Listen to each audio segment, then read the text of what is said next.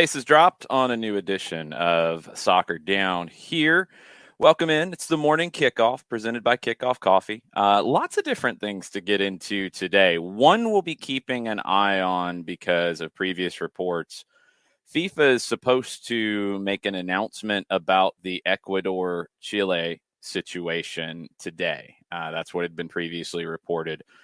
Have not seen anything as of yet. You've got Chilean players saying they're actually awaiting the announcement and they hope to participate in the World Cup and all feeding the same things.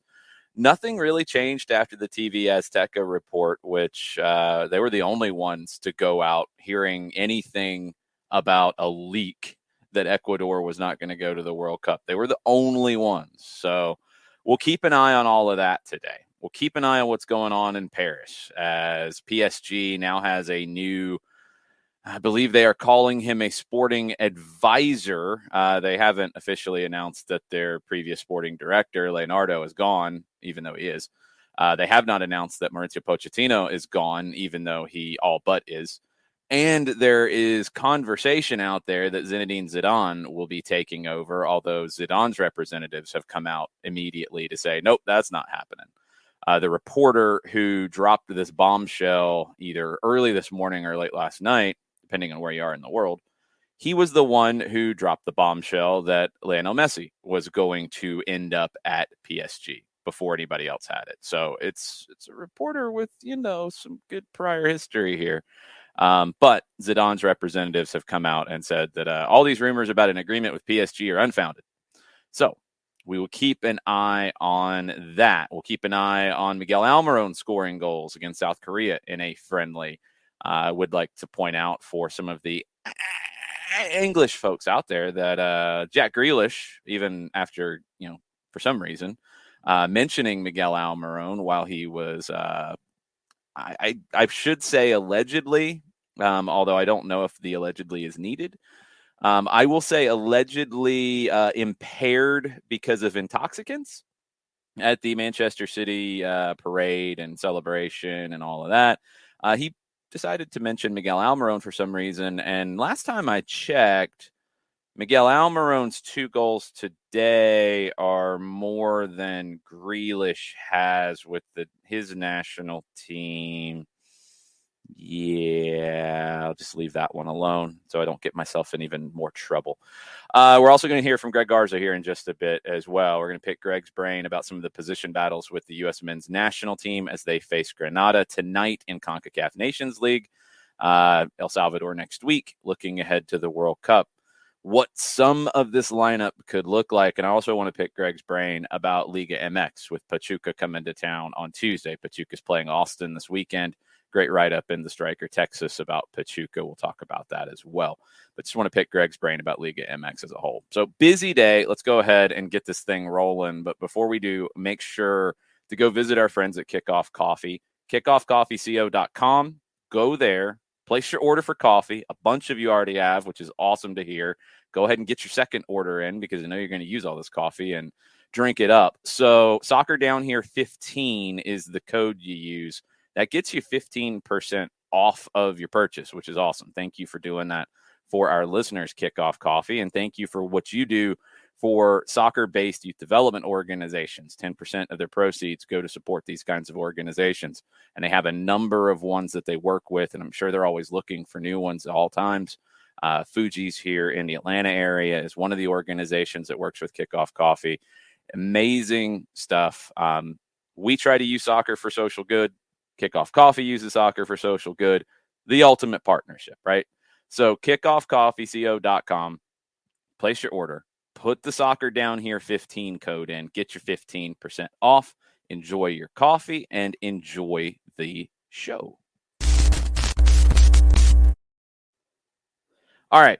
Busy show because of all the different things going on that could possibly be happening today. I don't think we're going to get any announcements about Zidane to PSG today, but we're supposed to get something about Ecuador and Chile. Haven't seen any follow-ups on that as of yet. TV Azteca was the only one who went kind of wild with their initial reporting. Next week, we're going to hear where the cities are going to be for the 2026 World Cup.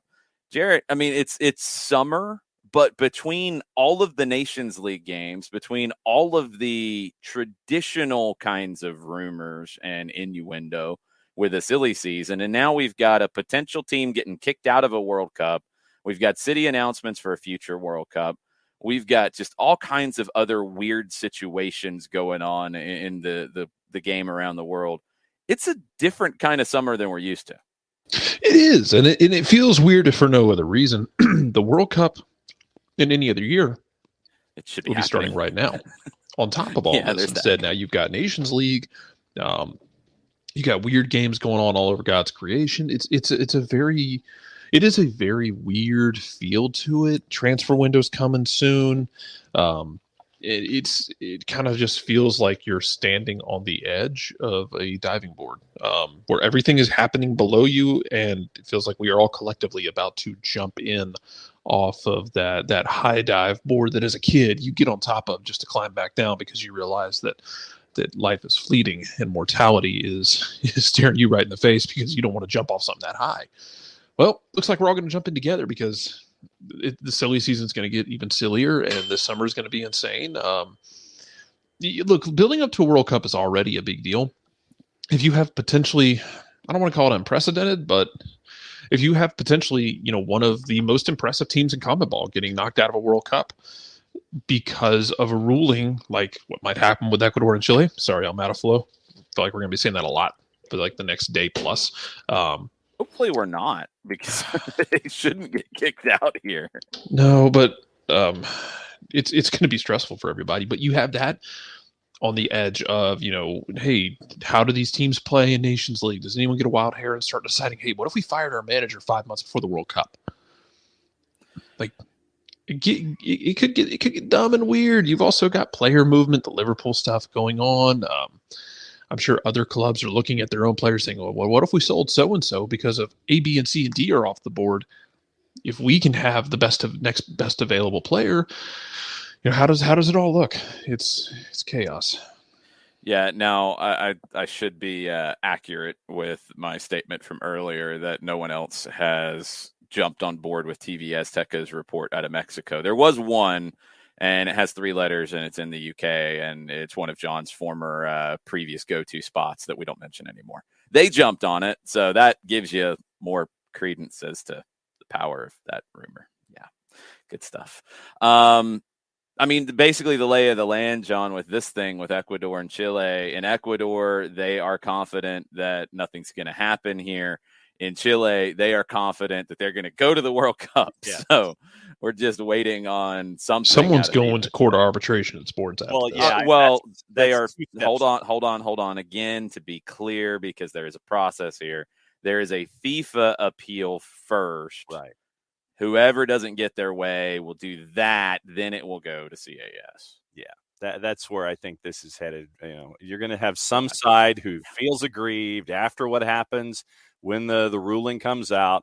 Then you go to the FIFA thing. Then the side that was aggrieved, that's no longer aggrieved, allegedly, if you get the flip-flop in the result, goes to CAS. So, yeah, we are one, if not 2 steps away from any kind of finality where it comes to this. Kind of.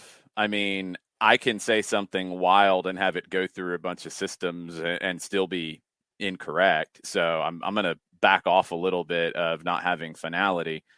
I don't think anything changes with the appeals and the rest of it. Why would it? There's really nothing to change. It kind of is what it is at this point. This isn't something that's fluid. They're talking about somebody who has been in the country. He kind of is or he isn't at this point. So, of course they're going to go through with it, but I don't think you're going to get all these. Why would you have flip-flops? Like, why? Outside of just improved lawyering, that's what stinks about the situation is, like, of course, whoever doesn't get their way is going to be mad and they're going to pitch a fit and they're going to go to the appeals process. I don't really put a lot of stock into it. I think once we get a decision here at this stage, it's probably going to follow through. Yeah. Because I just can't imagine that it's going to change. There's not going to be any new information. No, I don't think there's going to be any new information unless we get another kind of a bombshell, but that's not going to stop someone That's not what I said. Of course. Yeah, of course they're going to do it because it's a chance for Chile. It's a chance to go to the World Cup. I mean, they sure didn't qualify. If it's ripped away from Ecuador, of course they're going to try to protect the World Cup spot that they earned on the field. So, yeah, I mean, that's not what I'm saying. Of course you're going to do that. What I'm saying is once you get a ruling today, barring appeals, which are going to happen, I think you're pretty good with what's going to happen. I think you're pretty clear, and that's going to be the answer here. I mean, if Chile wins whatever this protest is, then if anybody has a more likely opportunity to overturn it on appeal, it would be Ecuador to me. If Chile doesn't win this initial protest, how are they going to prove they should have won it later? Because there's no more new information. That's what I'm getting at. Yes. If Ecuador they have their spot taken away from them, they can argue that they should not have had that happen. Then you have a little more likelihood that maybe there's a difference of opinion in the appeal process. I just want to point out that you've tapped into the wildest timeline where if somehow this gets overturned and Chile goes and Ecuador takes it to FIFA, nothing's going to happen on that FIFA appeal. But if CAS went, no, Ecuador should be in, that would be the most unstable timeline I think I could experience. Yeah, I mean, that's the one where I don't know what they do because, I mean, CAS, it's not FIFA. Generally, their statutes and what they say goes. In this case, if FIFA goes through two processes and says it is X, and then CAS comes out and says, no, it's Y, do they actually go along with it? I don't know. Does that bring up the crazy possibility, according to the rules, that FIFA says, well, all right, forget this. You're both out. Hey, Italy, come on down. It's not likely. No, put Colombia in if you do that. No, don't. Why? Next team out of CONMEBOL. So they didn't qualify. Neither they have did nothing Italy. To do with any of this. Neither did Italy. Yeah, but Italy's the next ranked team. There's actually a rule in place that would put Italy there, Jared. That's kind of the point. Sorry, Nick. I mean, there's a rule that says the next best ranked team if somebody gets kicked out. So by the way, apparently, we have like I think we have two in favor of replacing Sorry Alex with Sorry Almataflow. Well, let's wait and see what happens. I don't think we should be saying it because I don't think anything should happen here. I mean, CAS traditionally goes with the previous rulings. It would take a mountain of evidence to overturn something for CAS to sit there and flip something that happens in lower segments of the ladder. You know, that's basically what I was getting at. Is if Chile doesn't get this, I think their hopes are dashed. If they do get this, Ecuador would then have to state their case as to why they should keep their spot, why they should not have been ruled against in the first place. That one is more likely than Chile somehow at the last possibility coming up with a more compelling argument. Because, I mean, again, and it's an appeal, it shouldn't be a new case. It should be, well, how was the decision reached? Yeah. And all of that. So now a couple of things. Originally, this was supposed to be announced on June 14th. It's been pushed up to today.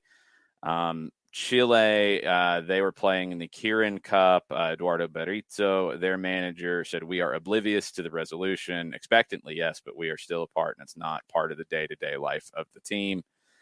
And that's where things stand. No other further updates that I have seen as of this morning, so I don't know what the timing is supposed to be on this, but obviously a big deal because we've never seen anything like this where you're talking about a team having a spot taken away from them after qualification in this way. Okay, just to show you another one. Now, I'm sure they might have done these a while ago, but Adidas Chile, their Chilean account, has posted on Instagram a picture of Gary Medel with the official World Cup ball. That was posted. I can't tell when it was posted off the top of my head. I'm seeing it on Twitter, not on Instagram. But that has been posted, which a lot of different players who are going to be playing in the World Cup have taken pictures with the World Cup ball and posted it. And it's all the generic, kinds of things. Ready to start a new story. The journey begins now. Rah, rah, rah. So that is out there. I don't know if that tells you anything or not. I'm going to assume it does not. Now, I am seeing some reports that, or some tweets, let me rephrase, that we should know something within the hour. So buckle up. Yeah. That's all I can say. It looks like most people think that you're going to get an announcement within the hour. Looks like 10 a.m. Yeah. And that would be our time zone. So yeah, this will get interesting, won't it? Oh, we live in the dumbest timeline. It's beautiful. Yeah, it's chaotic. no, it's the dumb. dumbest timeline. It's completely dumb. I don't think it's enjoyable, funny at all. I think this is pathetic. I mean, I'm sorry, Chilean fans. I think this is pathetic. You finished 7th. This isn't the first rodeo you've done trying to find a way to get into a tournament that you didn't qualify for. This team's washed. They're done. They're not good. They finished 7th. Like I said when this came up earlier this week, regardless of the situation of where Byron Castillo was born, he has grown up as an Ecuadorian. He is an Ecuadorian. Now, why they didn't get him officially as a citizen or whatever any of that is, I don't know, unless they didn't think they needed to, which would, again, I think, give you, in my opinion, the reason why he should have played and why he was approved to play and why he played. If you're going to come down on anybody here, if you can prove that the player or agent or family doctored documents, then you're going after the player. I don't think you're going after Ecuador's qualification. That does not. It's a hell of a can of worms you're opening up, depending on how this goes. Because what's going to happen? Every single spot where there could be any possible question of when a team qualifies, you're going to file an appeal. Yeah. Every single time. Yeah. And it's going to get ugly. I don't think look, I don't know the letter of the law with citizenship in Ecuador. I don't know that stuff. I don't know that part of it. If they thought he was a citizen, then you're not having to naturalize him. So I get that. Whatever feeling of the rules you want to go by here, it's pretty obvious that he has grown up as an Ecuadorian. So if he gets in trouble for the paperwork side of it, that's on him. But I don't think you can kick the team out. I don't think there's any way you can justify kicking the team out of the tournament. I just don't. And if they do, then oh boy, it's going to get ugly. It probably ends up with being some kind of reprimand for paper. I'm not guessing like that, man. I'm not guessing about any of that because we don't know. I mean, I don't know what it ends up like. This is FIFA we're talking about. They awarded a World Cup to Qatar, which makes no sense. Then they said, oh, yeah, by the way, we can't have this thing in the summer. That doesn't make any sense. Then, oh, yeah, by the way, we'll have the playoff games for the tournament that we can't have in the summer because that doesn't make any sense. It's FIFA. When have they made sense? I'm racking my brain, and I'm not coming up with a whole lot of answers. The silence is your answer. Yeah, it is. Exactly. That was the point. Like, I know. I'm not guessing anything here. I'm not guessing like anything on what they do. Where I'm at with it is if you kick Ecuador out, I'm with Jarrett. You've opened up a huge can of worms that is going to affect every future tournament, every single one. I don't think it matches the spirit of the law. I don't think it matches any of that. And it just creates ugliness out of nothing. If you've got something on a family member or an agent admitting, which I don't think has, I would assume this would have been published outside of the Chilean lawyer doing the lawyering thing and also doing the PR thing, because he did both, and he did both pretty well. You know, unless you've got somebody saying, yeah, I changed the documents and it's on me and I did this, I don't think you can punish the player. I don't think you can punish anything, but you definitely can't punish the team, in my opinion. You are getting some folks coming out and saying, and this is Esteban Avila via Gomez, ADN Noticias. Esteban is reporting that the ruling in FIFA will be favorable to Ecuador, and Chile will have to go to CAS to continue this. That is what Esteban Avila via Gomez is reporting from ADN Noticias. We'll see. The fact that it's so all over the board with we're hearing this, we're hearing this, we're saying this, we're saying that. The fact that it's so all over the board is just, it's at one hand it's chaotic, and two, it makes me think no one has a damn clue. Yeah. Now, again, this is another one, and this is from Esteban, this is from Esteban retweeted it. Elena Rodriguez Yanez. Ecuador will be, what is this? Are they at the Security Council? Okay, this is something a little different. So it's not related to it for once. We'll see. But no, Esteban Avila via Gomez is reporting that they're going to get favorable news and come down to Chile. So let's keep an eye on all of that. Jarrett, you're going to come back at 10:30, correct? Jarrett? Yeah, hopefully by then, that's the plan. Like, hopefully the dust will have kicked up into the atmosphere and settled back a little bit after all this, but we'll see.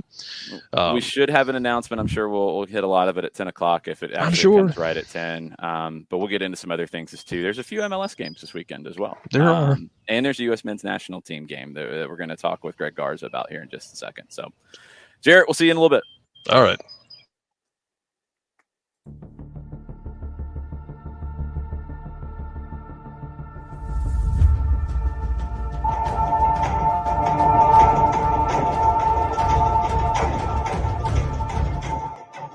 We've got chaos this morning, Greg. We have never seen, at least I haven't, an appeal being given to FIFA from one country trying to get another country kicked out of a World Cup over an ineligible player. Well, this Ecuador-Chile thing. Oh, yeah. Saying he was born in a different country, right? I mean, it happens. It happens all the time, honestly. I think you can take all the German Americans, for example, right? Where there's opportunity, you kind of have to follow that pathway. And I mean, it's essentially the same thing for those guys as well. You look at Tito Villalba, probably with Argentinian youth teams when he was growing up, and then has the chance to play for Paraguay. And there you go. It shouldn't, I mean, at the end of the day, it's always a battle and war with those guys in South America. So you never know what can happen there. Yeah, this one's a little tricky because the player, Byron Castillo, grew up in Ecuador, played for Ecuadorian youth clubs, but Chile is alleging that he was actually born in Colombia and he's not a Ecuadorian citizen or shouldn't be, and he's ineligible, and it's a mess. We're supposed to get an announcement, according to some reports out of South America, by 10. So if it happens, we might break in with it while we got you on and chat about it. But we also have the U.S. men's national team in action tonight. And what I wanted to kind of get into with you, I mean, you got 2 Nations League games. You've got 2 friendlies in September. That's all Greg Berhalter has left to get ready for the World Cup. We kind of know the key figures in this team, but I don't think we really know what the lineup's going to look like in a couple of positions. I want to get your gut feeling about what this back line looks like. With Miles out, Aaron Long has gotten the opportunities here since we've had a couple of friendlies. You've got Cameron Carter-Vickers. You've got Eric Palmer-Brown. You've got Chris Richards, who's been out injured. What's your gut feeling telling you on the back line with losing Miles, what direction Berhalter goes in? When you first said it, do we know the key figures, though? I think we know the key ones. I just don't think we know where they all are and if they're on the bench or to start. I honestly think Greg has a pretty big headache right now in trying to figure out what his starting 11 is going to be for the World Cup. I do too. Because you have a lot of guys that are now jumping in and making the most of their opportunities. There was an article the other day with Reggie Cannon speaking about the competition at right back.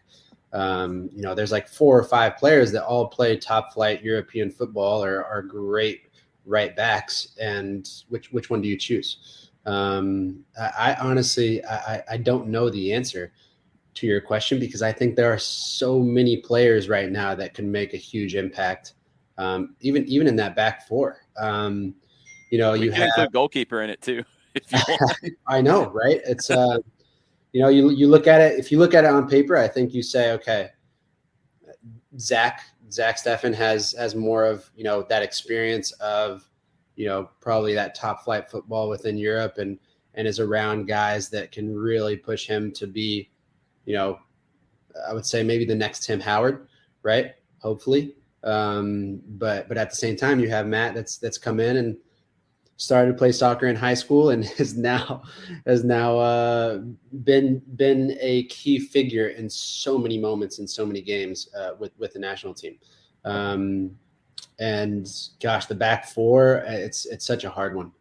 It's such a hard one. I don't know if at right back, who do you have? You have D, you have DeAndre, you have Reggie. Gosh, who else is you have Anthony Robinson, who can probably play on either side. You have Serginho Dest. And I don't know. You have a couple of question marks there as well. Serginho, time at Barcelona, maybe not the most consistent player. You have Anthony Robinson, who is amazing some games and is sometimes one of the players with the national team to where you say, okay, how's this guy getting called in, right? So it's there's so many question marks that you can have on every single one of those players in the back line.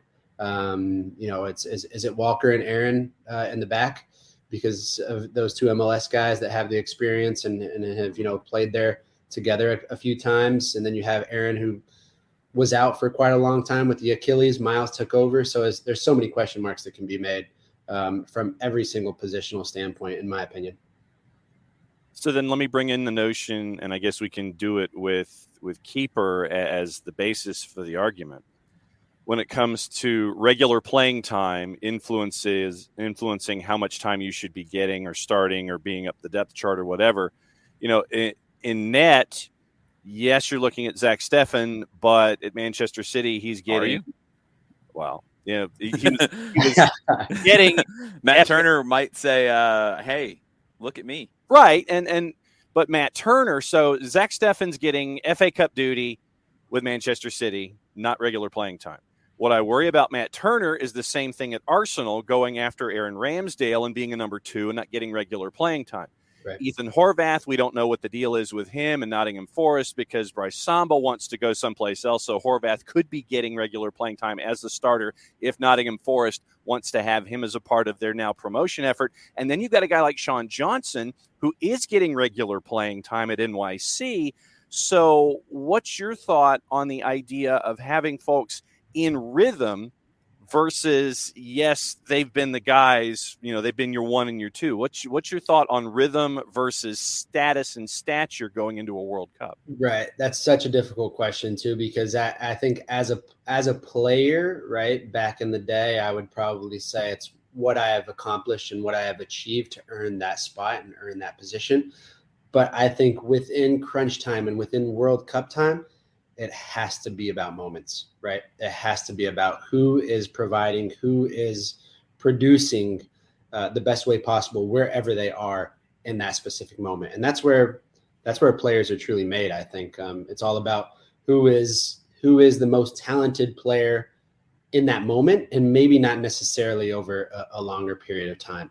And when I say most talented, I don't mean, you putting them down on paper and saying, okay, this guy's better or this guy's better. It's more so within that specific moment, who is producing more wherever they are playing in the world, and how can that be, how can that fit in and implement the best way possible into the national team? Yeah, I mean, okay, let's come at it from the other side of it. So we don't know the lineup. We don't know some of the decisions that are going to be made. We know Christian Pulisic is going to be really the guy who carries this team, in my opinion. I think if Christian has a big tournament, then the U.S. has some pretty big hopes. Most definitely. After Christian, Weston McKennie feels like a very important figure, both with his, his leadership, I think the emotional side of everything he brings, but also his play on the field. Gio Reyna may be the wild card if he's healthy and can do what we've seen him do. That's a nice weapon to have, but we don't have a number 9 right now. Jesus Ferreira is the guy who I think fits the bill, but he hasn't grabbed it yet. What direction do you go in the attack with this group? That I think the middle of the park is probably his biggest headache. In my personal opinion, I go Yunus Musa every single day. Yeah. Every single game that he has played, he has been lights out, so technically gifted, reads the game so well. But then again, what do you do with Brendan Aronson? What do you do with Gio Reyna? And you get Musa now with a season with Gennaro Gattuso as his manager. Yes. Yeah. Oh, I like the look of that. It's that there are so many questions to be raised in literally every single position.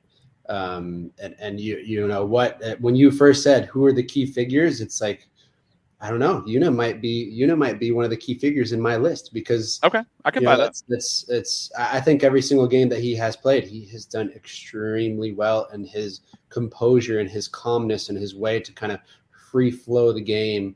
It's that Spanish tiki-taka style that you don't see too often out of I guess an American player, you can say. And he has that swagger, he's savviness to do that, but. It's those key figures. If Gio is healthy, Christian's got to be your main guy, and then kind of how do you build around Christian to make sure everybody is on the same page, I think is the most important factor and role Greg Berhalter will most likely have within the next couple of months. So let's workshop this for Greg, because I know he's listening, and I know he's really anxious to hear how we think it should go. So Christian, number 1 on the lineup sheet, but where would you start with him? Because we got to get the best out of him for this team to be able to fly. Yeah, I think you give him that free roll, right? But then again, you look at Gio and you say, okay, if Gio's healthy, do you give him the free roll? And maybe you can play Gio as a 9. I don't know, right? There's a 9 that's going to run off people and just be a different kind of player in that sense. You look at Greg Berhalter's the way that he plays, and it really reminds me of Pep, right? Yeah. I think that's where he wants to be, 4-3-3 with that. Yeah. He is using his intelligence around what Pep does, right? Mm-hmm. And I think that's a great way to learn. And I think you have a lot of the players within that lineup that can really build off of that system. So if you do that, and maybe you don't need an actual 9, you can maybe play with a false 9 and have someone build, drop into those spaces and kind of figure out the pockets and still be dangerous in the attack. But it's like I said, I think Christian has to be maybe that guy that can play that false 9 or that 10 position of that free roll and create. I mean, the last game that they played, he was unbelievable. That's one of the best games I think I've ever seen him play in a States jersey. So as we workshop this, is there a place in a starting 11 where you don't have a question? It's like, okay, you're talking Pulisic could go here, Gio Reyna here, this and that. Is there a place that you have absolutely locked down with an individual in a starting 11 for Greg Berhalter? No, I don't think so. Zimmerman? Maybe. I think my only, to be honest, my only person that I would have said would have been Miles Robinson. Yeah. I think Miles had really locked down his position, and I think it was one of those things to where it was inevitable. It was an absolute given that he was going to play every single game and every single minute. But I think from everybody else, maybe Zimmerman. But you never know. You never know what can happen 2-3 months. I would say within these games, even though they're the Nations League games and they are important, health is the most important asset of what you can get out of your guys right now. So how do you kind of play that, how do you kind of play that, those 2-part roles of making sure, okay, these are somewhat important games, but at the same time, we have to keep everybody healthy. Yeah, and I think you bringing up the comparison with Berhalter and how he sees the game to Pep is really important, because I'm not too worried outside of like center back, really where guys are lined up. I'm more about like who are the 11, and you're going to move them into some different places. I think the central midfield and the front three gets really interesting because the back four's got its own questions. We could go on for days. You've got Tyler Adams, who's been a regular in this team, maybe isn't the greatest like for like fit with the way Berhalter wants to play, but he's been so important and he's been a captain. You've got Musa, you've got McKennie, three great central midfielders, but then do you want a 10? Do you want to play Pulisic as a 10? Do you want to bring Brendan Aronson into that? Do you want to bring Reina into that because he's played that role at Dortmund? Because then that affects the front three and what you do. It's such a tricky element of how you're going to line it up. I keep coming back to these games in September. You want to have your lineup set. You want to, those are like just dress rehearsals almost. Right.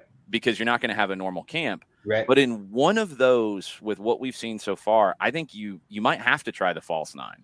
Maybe. In one of those, just to get a look, just to see what it could be. Can Weah play the 9 as well? You know? Yeah, and he played it, and I always wanted to see him play that more, and he never really has at club or country, and he played it coming up. Maybe he's the answer. There's so many names that you can throw out there who have been doing quite well with the national team and well with their clubs, to where you just it's there's so many questions to be asked. But they're exciting questions, right? Yes. Because it's I think we've talked about it before. It's like and in my personal opinion, I think this is going to be a great, run up for what's to come in the next World Cup. That's my personal opinion of what this team is right now. This is going to be a great test to see where we can stand within the next World Cup. I think this World Cup is going to go fantastically well for a lot of guys, and I'm hoping for the best possible within the team. But I'm more excited about the build of what this team has to offer over the next 4 or 5 years. I think that's the ultimate goal, right? Some of these guys they're all under 25 years old. They're all very, very, very young, the youngest squad within the World Cup. And so I think it's a great test. And you have a lot of these guys that are already producing and already providing in top flight European clubs. So if you can keep these guys, these core group of guys together for quite a long time, I think hopefully the sky is the limit for the future. So then what concerns you the most about heading into the World Cup for the men's national team? Do you have a concern or a couple of concerns heading into it? I think it's more so experience. You look at all the friendlies that we've played, you look at all the high quality games that we've played, whether they're friendlies or, the tournament games. Have we played nations that are really, really big nations? How, and I think that's where the question marks start to come into play is, how will we look when we do play England, or if we do get out of the group and play Belgium or play Brazil, or some of these clubs, some of these nations that are massively not only ranked but have tons and tons of experience. I mean, you look at that Belgium team. This is Belgium's last opportunity. What were they ranked second in the nation right now? Brazil's first. Is that it? Or not in the nation, world.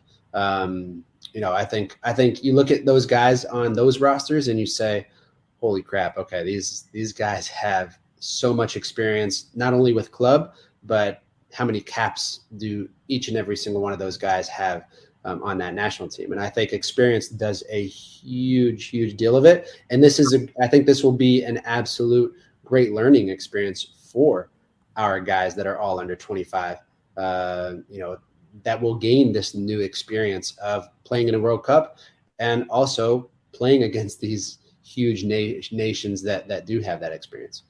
Last one on the national team. How important is it that, or let me ask you this, the expectation for the team in this tournament with all the questions we just had, and there's a bunch of national teams who have the same kind of questions. You know, the U.S. isn't the only one. For sure. Is it a fair expectation to say that the U.S. should get out of the group?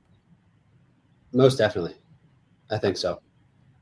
I think that's a given. I think so. That's where I'm at too. I think they have enough talent too. I don't know where it will go beyond that. But I think as an expectation, as a nation and as fans and as those players that are there, most definitely. I can look at that group, and if I were there, say, heck yes, we can definitely get out of this group. And then after that, it's a different tournament, right? 100%. You never know what can happen in those final games. So it's, that's the most important. That's the most important objective right there for sure.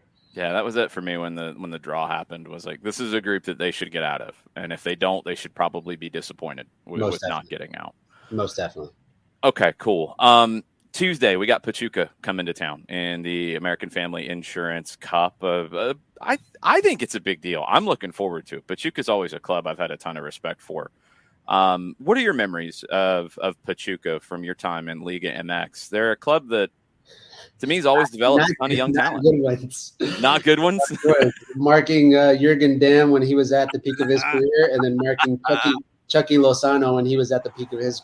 I remember playing against Jürgen Damm on one of his first games in Pachuca, and he was like number 294. And then I played the next year. It was like Chucky Lozano, who was also coming up the ranks, and he was like number 187. And it was just like, I just thought to myself, okay, here I am. I'm number 24 or 4. You play these kids that are, 17, 18 years old, and they are just lights out, blazing fast. I had more of a difficult problem with Chucky Lozano than I did with Jürgen Damm. But I'll say this, at least we are playing at the Mercedes-Benz and not playing in Hidalgo.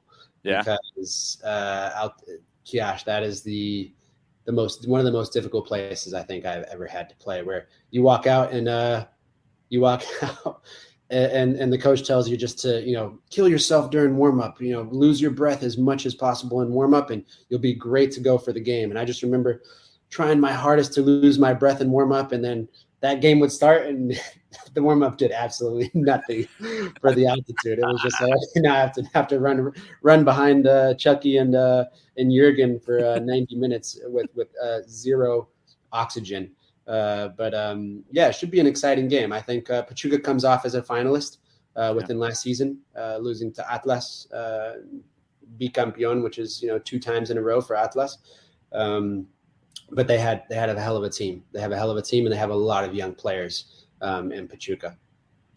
When it comes to Liga MX, there may be a lot of folks who don't drift in and go to TUDN or go to Univision or Unimas and watch Liga MX. When it comes to Liga MX, I guess for like Liga MX 101, what are some of the things that folks are missing by not adding Liga MX to their viewing habits? What are they missing by not seeing it so far? I always say speed of play. Speed of play there is just it's a different type of intensity. It's a different type of hunger that I remember when I was there. And I would just say it's just the running around. It was nonstop. There was never a split second or a moment that you can take a breath. And I think within the games that you watch within Liga MX, which is kind of absolutely crazy, because I remember watching Pumas when I was a little kid, and I just felt like they were the slowest games, right? It's picked up so much. Oh man, it's changed. It's changed so much because I think there's so much that the fountain of youth within Mexico. They're just producing players and players and players. And you look at Pachuca's team, and you have so many guys that are beyond number 30 of the roster, right? They're wearing super high numbers on the back of their jerseys, and that just tells you,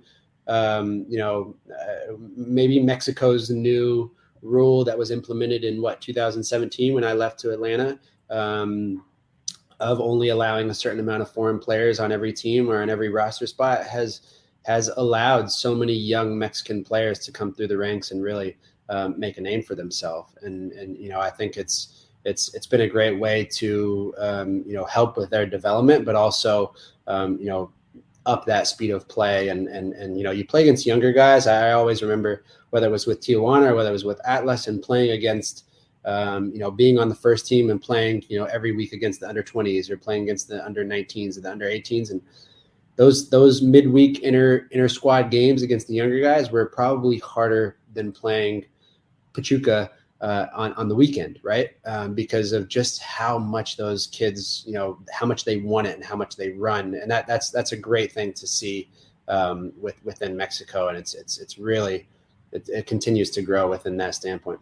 Yeah, I feel like Pachuca is really the ones who maybe put the most emphasis on the youth side. Early on, that was how they bridged the gap because they didn't have the money that the Club America and Chivas and the Monterrey teams did later.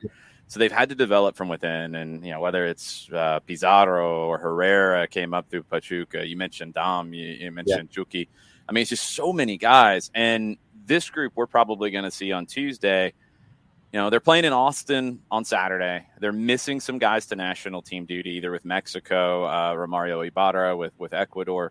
So you're going to see some of that next generation, but the group that they're bringing, they've got some incredible players that were not the biggest of names in Liga MX. It's really about the collective, it seems like, with Pachuca.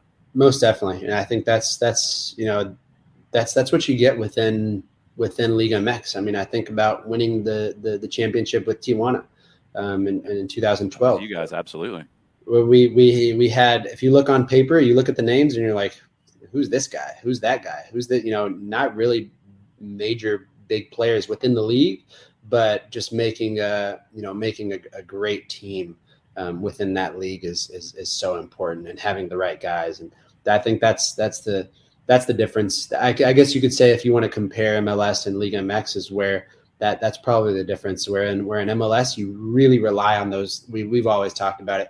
You got your industrial workers that, guys are going to die for you on the field. And you got 2 to 3 guys that are the most talented guys in the league.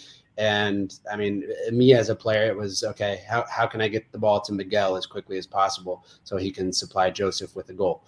And that's that, in Mexico, it's not like that. It's how each and every one of those guys can produce or give what they can do to contribute the best way possible to get a win on that given day. I feel like it's went back to that more because there was a kind of in between there. You had that run with Tigres and Monterrey where it's Gignac, it's Funes Mori, who were that superstar. And now, those teams along with Club America have kind of taken a little bit of a step back, even though they spend so much money. And it's Atlas, it's Pachuca, who are stepping past them and being more collective. For sure. Yeah. I mean, if you look, you look at behind Pachuca and Leon now, right? It's Leon's another good example of that. Yeah. But I mean, those two teams, they are the richest club within probably the world, right? You have Carlos Slim backing both of those clubs. I just remember, you talk about prizes and whether it was prize money or whatever it may be. I remember those guys having friends on either of those teams, and I mean, obviously, Carlos Slim owning Telmex and all the telecommunications within Mexico and wherever else, right? And I just remember those guys getting free iPhones and free iPads and free AirPods. Every win that they had, along with the nice prize money that they were getting some Christmas presents for their family members of whatever it was, a free iPhone. So I was like, man, all right, one day we got to get to Pachuca. One day we got to get to Leon. Rather than me being with with Tijuana owning all the casinos, they just give you some money so you could go spend at the casino and give back to them, right? It's so funny how you get these eras in Mexico where for a minute there, you had the Pachuca was a bouncing back and forth kind of yo-yo team forever, and then 98 I think is when they got promoted, and they've stayed up ever since. And they had that run in the early 2000s where they win the Sudamericana, they're winning league titles, Calero in goal, just so many legends. But then they actually had more money than a lot of teams. And then now Tigres and Monterrey are outspending everybody. For sure. And for a while that won them titles. And now, it's kind of come back around. Do you think the short season, the Apertura Clausura format, along with playoffs, kind of leads to these eras that we go through, whether it's a big money era or it's a collective era or it's a young talent era? does it maybe lead to those eras being really short because everybody is thinking in a 6-month chunk rather than a 12-month? Most definitely. Every season there counts, right? So it's how can you do your best to make the most of each and every 6 months that you have in front of you. And I think the clubs really have started to, whether it is getting someone, with you look at Tigres, you look at Monterrey, getting somebody from Europe or getting somebody from wherever to try and really, take full advantage and opportunity of those next 6 months, right? Whereas you see it lately and it hasn't really worked. But you look at these other teams that are looking for more long-term building. And I think that's where Pachuca and the Atlas, and they come into play, where they are producing a lot of their fountain of youth of how much talent they do have within their academies. And they are building those players into the next generation of whatever big names they might be. And it's so funny because you look at, I always look back and I think back to Mexico and I think how many players there would love, so many players there love to, it's a different mentality. Whereas, you look in the States and you have a lot of MLS guys that, okay, what's the fastest route that I can get to Europe, right?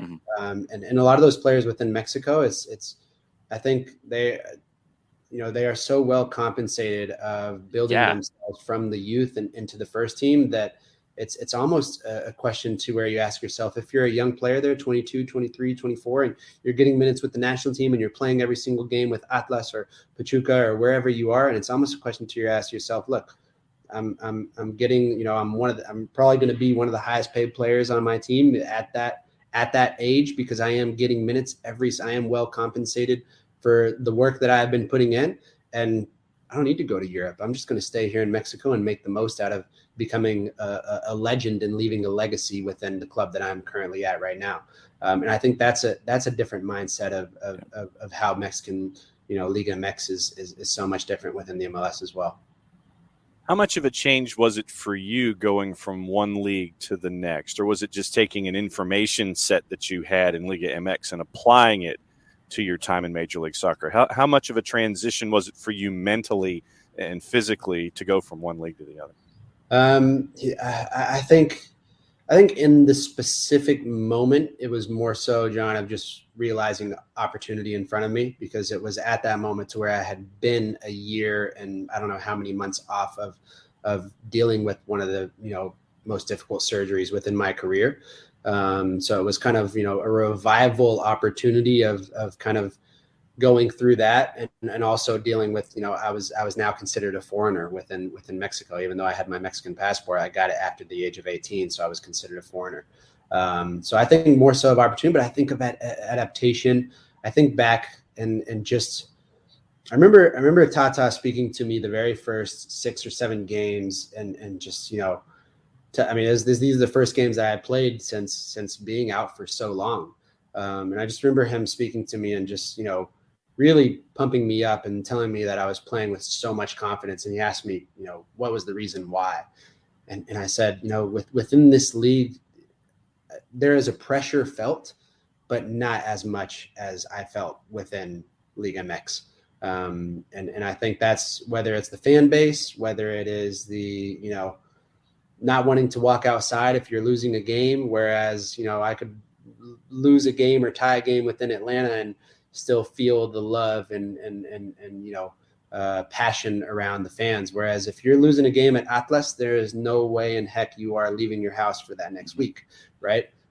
Because you're not gonna be telling what's gonna get thrown at you or whatever is gonna happen, right? And so I think there's just maybe in a personal standpoint of just not dealing with as much pressure was great. And I think that's where so many players, even from Liga MX or from other places, they get to the MLS and they tell themselves, all right, I can play the best of my ability because I'm not dealing with fans, some fans being somewhat harassing at certain, times within their careers. Yeah, I think a lot of people paint that as a negative about MLS, and they try to say that, oh, well, that's why MLS isn't whatever people think it should be at this stage. I think there's got to be other ways to create more pressure than not feeling like you can leave your house. You know what I mean? Like, I don't think that's something we want to point to as a great positive. I think Leagues Cup is going to be a really interesting addition to MLS because it's going to create another competition that is going to be important. It's a pathway to CONCACAF Champions League. It's going to be very lucrative. So clubs are going to put a lot of pressure on winning. I think players are going to put a lot of pressure on the teams winning it. I think it's something that maybe can help bridge the gap a little bit and create another way outside of changing systems or any of that maybe MLS does increase the pressure a bit with a Leagues Cup. Oh, most definitely. And don't get me wrong, there is obviously still an immense amount of pressure on every single player of course. Is within the MLS. It's just 100%. I think that's the beauty of it, because it does allow, I think that's I played probably as freely as I could have ever played within the league. And I think that's the explanation, the better explanation I can give, as in Mexico, there is an ongoing immense amount of pressure. I mean, when I got to Tijuana, we were fighting to not go down to the second division. Yep. Right. And so those first 6 months for me were absolutely just nerve wracking for every single player that was there. Right. You were fighting for your life. Right. Because there is a difference, whether it's in pay or whether it's in lifestyle or whether it's in, how the club is run or how much money is pumped in from the first division to the second division. So, it was us fighting for our lives every single day within that training ground. And I think that's where that pressure, ultimately came from. So when you have these kinds of conversations about pressure with your mentors, I wanted to kind of bring this into the discussion here too. When you talk about pressure, is there a way to delineate is it different kinds of pressure, I guess is what I'm getting at? Is there a different way to sit there and break down the different pressures that you can face and how to get past those pressures at the same time and not have it be this all-consuming thing as you're trying to chase after a goal that you have? Most definitely. I think there are tons of types of different pressures that you have to deal with as a player. We've talked about it before in the past where, Michael always says it, is that pressure is earned, right? You kind of use that opportunity to the best way possible, and you embrace and cherish that pressure to continue to perform at such a high level. But that's a tough question, because there are different types of pressure of dealing with the stress or the anxiety of not wanting to go down to the second division, but like I said, fighting for your life each and every single day, of making sure that you're getting percentage points, right? Because it's a different methodology there within not going down to the second division. And so you're looking at the percentage points of, okay, 0.00, whatever, this is 1%, whatever. And so that's you're almost fixated. And it becomes almost like a drug, to where every single day, I mean, within those first 6 months of playing in Mexico, every single day, all I was looking at was the percentages of every single. Whereas other guys on the team, I just remember some of the more experienced guys, they would always say, okay, I'm not looking at the percentages until we are 7 games into the season, right? And that's when we can start looking, or that's when we can start trying to figure out what's going to happen. Not looking at any other results. All we're doing is focusing on ourselves. And I think that's one of a huge plus to telling a lot of the mentees is, look, you have the controllable factors and you have the uncontrollable factors. You can't, all the things that you can't control, just leave out of the way and focus on and compartmentalize that focus on whatever is in front of you and what's best accommodating to yourself and nothing else. Yeah, everybody's got their different approach. And with the way that relegation is, Argentina's kind of similar, where it's over a period of time, not just one season. So you're getting into fractions of a point that can keep you up or move you down. It's just absolute chaos. I want to finish with this, Greg. We talked about World Cup memories earlier this week. Talked about how, like, the first World Cup we saw, first games we saw. What was the first World Cup that you really, lived, that you were watching every game that you could? What's the first World Cup you remember? It was 2002. 02? Yeah, 02.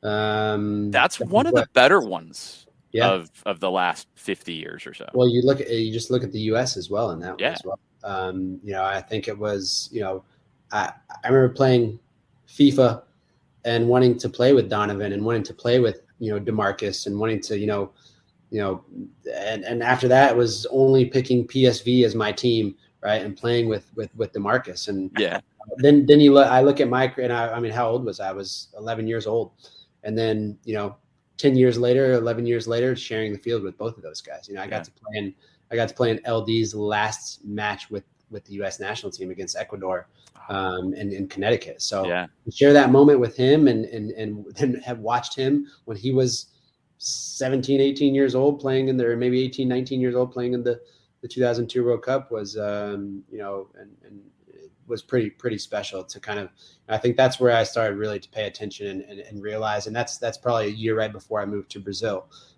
So kind of understanding, how important, football and soccer was going to be within my journey. Probably that was the first World Cup that I really, truly paid attention. We're about to get another one later this year. It would be going on now if it was in a country that you could actually play games right now. But we might in 4 years actually have games here in Atlanta, something that none of us have ever experienced. Atlanta didn't get the 94 World Cup. They didn't have a suitable stadium. They absolutely do now.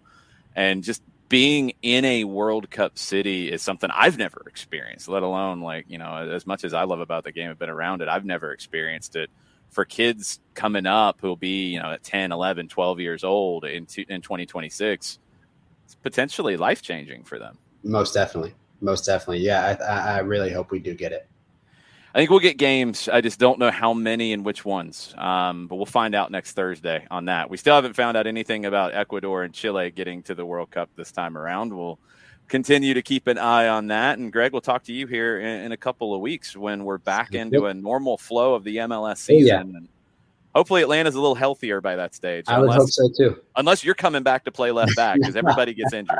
No, I don't think so, man. I don't think so. You better start training, man. Yeah. Everybody in that position is getting hurt right now. Oh, man. But no, thank you guys. Appreciate it. It's a pleasure as always, man. Man, thanks for the time. We appreciate it. We'll see you soon. Take care. Bye-bye. Make sure you are following G Garza on the Instagram. Make sure you're following BG Mentoring on Twitter, Beyond Goals Mentoring on Instagram, beyondgoalsmentoring.org. Doing great things out there in the community for kids who need that little extra boost off the field to reach their potential on the field. John, tell us about our good friends over at Eliminize. I can certainly do that. QR code over my left shoulder for those of you watching on Twitch for odor-free, clean, fresh air. One place that you need to go is Eliminize service right there, deodorizing enclosed spaces like houses, apartments, and condos. They've created a customized solution that eliminizes all organic odors, including those like pet, cigarettes, and food. Realtors and property managers use Eliminize service to eliminate bad odors to help them sell or rent their homes that much faster. It's a turnkey process, which makes it easy to work with realtors and property managers. Kind of the environment. We like that these days. Very green way of going about things to get rid of odors without any kind of toxic residue. Different than using your favorite masking agent underneath the sink, because when you go underneath the sink, you pull out the masking agent, you spray it in the air, that's all you're doing. That's why they call it a masking agent. You're masking the odor. You're not attacking the problem all the way down to the molecule like Eliminize service does with their proven scientific formula. Results for you in 24 hours or less. Pricing very, very easy. One of two ways, either by the cubic foot or parts per million to come up with a price that's affordable for you. If you have any other questions, frequently asked or otherwise, one place you need to go, it's the website. But if you would please, after going to the website and putting in eliminize.com, do us a favor here at SDH, go /Atlanta so they know what part of the world that you are addressing them from. So it is ELIMINIZE.com /Atlanta, eliminize.com /Atlanta for odor-free, clean, fresh air here on a Friday to finish out our week here at SDH. It's Eliminize Service, proud sponsors of everything soccer down here. Good stuff. We do not have any updates on Ecuador and Chile. The memes are very entertaining through all of it. And also the fake tweets are very entertaining. Check your sources. Yes. Check your sources. Check your sources. Check your sources. We'll get into a couple other things while we wait. There's even debate about when the actual thing was supposed to be announced. I've seen 10 o'clock Eastern. I've seen 10 o'clock Chile time. I've seen 10 o'clock Ecuador time, and none of those are all the same. So we'll just keep you posted as best we can. The Instagram post that Adidas Chile put out came out yesterday with Gary Medel with the World Cup ball. People took that and ran with it as well. Other news on the board, the MLS Disciplinary Committee made an announcement yesterday that Gonzalo Pineda has been fined for his actions that led to his send-off. And Thiago Almada has been suspended for 2 additional games than the one that the red card would have gotten. So that's 3 total. I want to be clear in this, and I tried to be clear in it after the incident happened. You make contact with a referee, you're going to get suspended. There's just no way around that.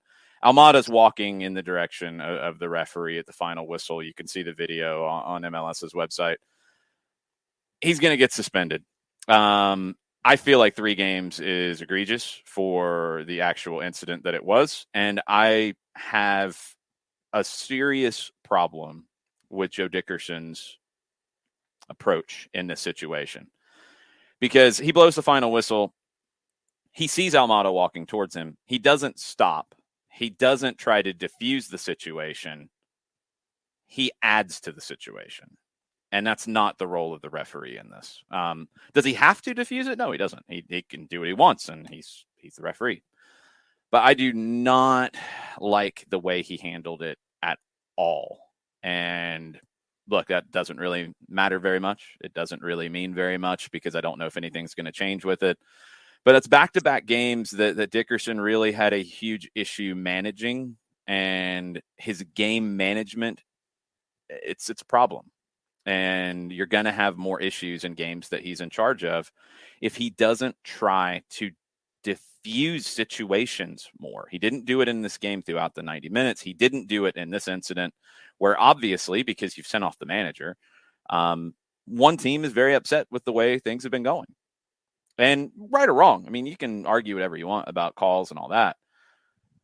It does not help you as a referee. It does not make you a better referee. It doesn't get you further up the ladder in terms of refereeing bigger games. It doesn't get you to FIFA level refereeing to add to controversial situations rather than try to diffuse them. So none of that absolves Almada from making contact with the referee. But you also have to talk about the bigger picture in this, in my opinion, rather than just, well, he made contact, so nothing else matters. It does matter, in my opinion. And again, if that's incorrect, that's incorrect. That's fine. I don't think referees who walk towards players who are angry in the manner that Dickerson did are generally among your best referees. And that's not the approach that I think the referees in Major League Soccer should be taking. Because of the way this has been ruled, look, I think the attitude's the other way. And okay, if that's the way it's going to go, let's see consistency. We didn't see consistency in Jose Martinez of Philadelphia making contact with a referee the same night and not being red carded and not being suspended. Is it the same kind of contact? Not exactly.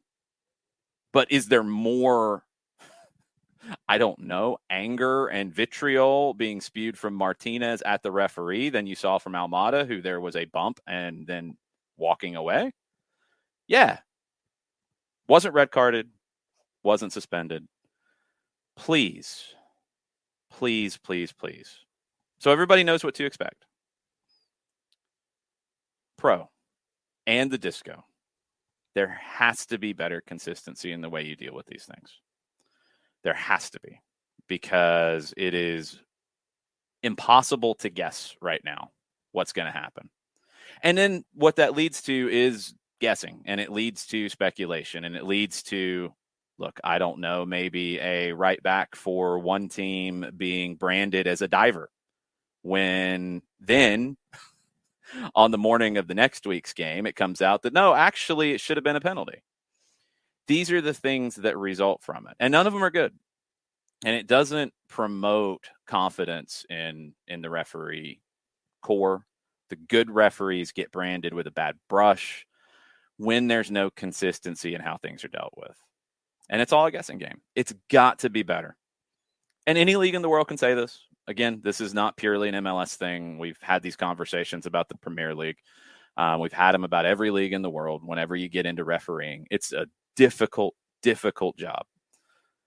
My biggest issue with the way Joe Dickerson handled this was his mentality, his approach specifically in handling the temperature of that match. I think he did not cool it off. I think he actually heated things up. And I think he did the same in the Almada incident. And that's not the job of the referee. And we'll see. I don't think anything changes. I think the disco make it clear that, okay, that happens, then the player is 100% in the wrong. Player's in the wrong. I don't think 3 games in the wrong for the way this went down, but that's the ruling. Got to deal with it. I also think there has to be a conversation with the referee involved in the incident to not take it the way that they did. He sees Almada walking towards him. He knows he's not happy. Why are you still walking towards him? Why are you pointing at him and walking towards him? Why are you doing that when you know that he's not happy with the way the game went, other than to accelerate the situation? And that's not the job. That's not what you're supposed to do. That doesn't help anybody. That doesn't benefit anybody. It doesn't benefit the referee. It doesn't benefit Almada. It doesn't benefit the game. It doesn't benefit the league. It does nothing. You see somebody walking towards you in that situation, and I've seen referees do this for, I don't know, all of my life in the game. Stop. Don't point at the player who's walking towards you like that. Say no. Stop. You stop. You tell the player to stop. You do the finger whack. They keep coming. It's on them. It's absolutely on them at that point. You walk towards them, you're inviting a confrontation. And it shouldn't be acceptable. It should not be acceptable, but it is. And the punishment matches that. And look, again, Thiago's got to control that. He's got to walk away. Somebody's got to get to him and drag him away in that situation faster. There's lots of things that go alongside of this. But that doesn't wash away that Dickerson added to the situation, not detracted from it. And that's not the job of the referee. So Almada's going to miss 3 games. Pineda hit with a fine. Almada hit with a fine. It's just the reality of the situation now. So that was announced yesterday by the disciplinary committee by MLS. U.S. Grenada tonight, 10 o'clock, 9 o'clock local time. It's going to be 94 degrees, 9 o'clock local time for the USMNT. Grenada is ranked number 170 in the world. Their first 2 Nations League games, a 2-1 loss and a 2-2 draw with El Salvador. They lost on the road. They drew at home. I mean, what are your expectations tonight for this game, John? A rotated side, first and foremost. I'm looking to see guys. Why a rotated squad? I know that the amount of matches that we are getting closer where this group is going to be together are diminishing in number.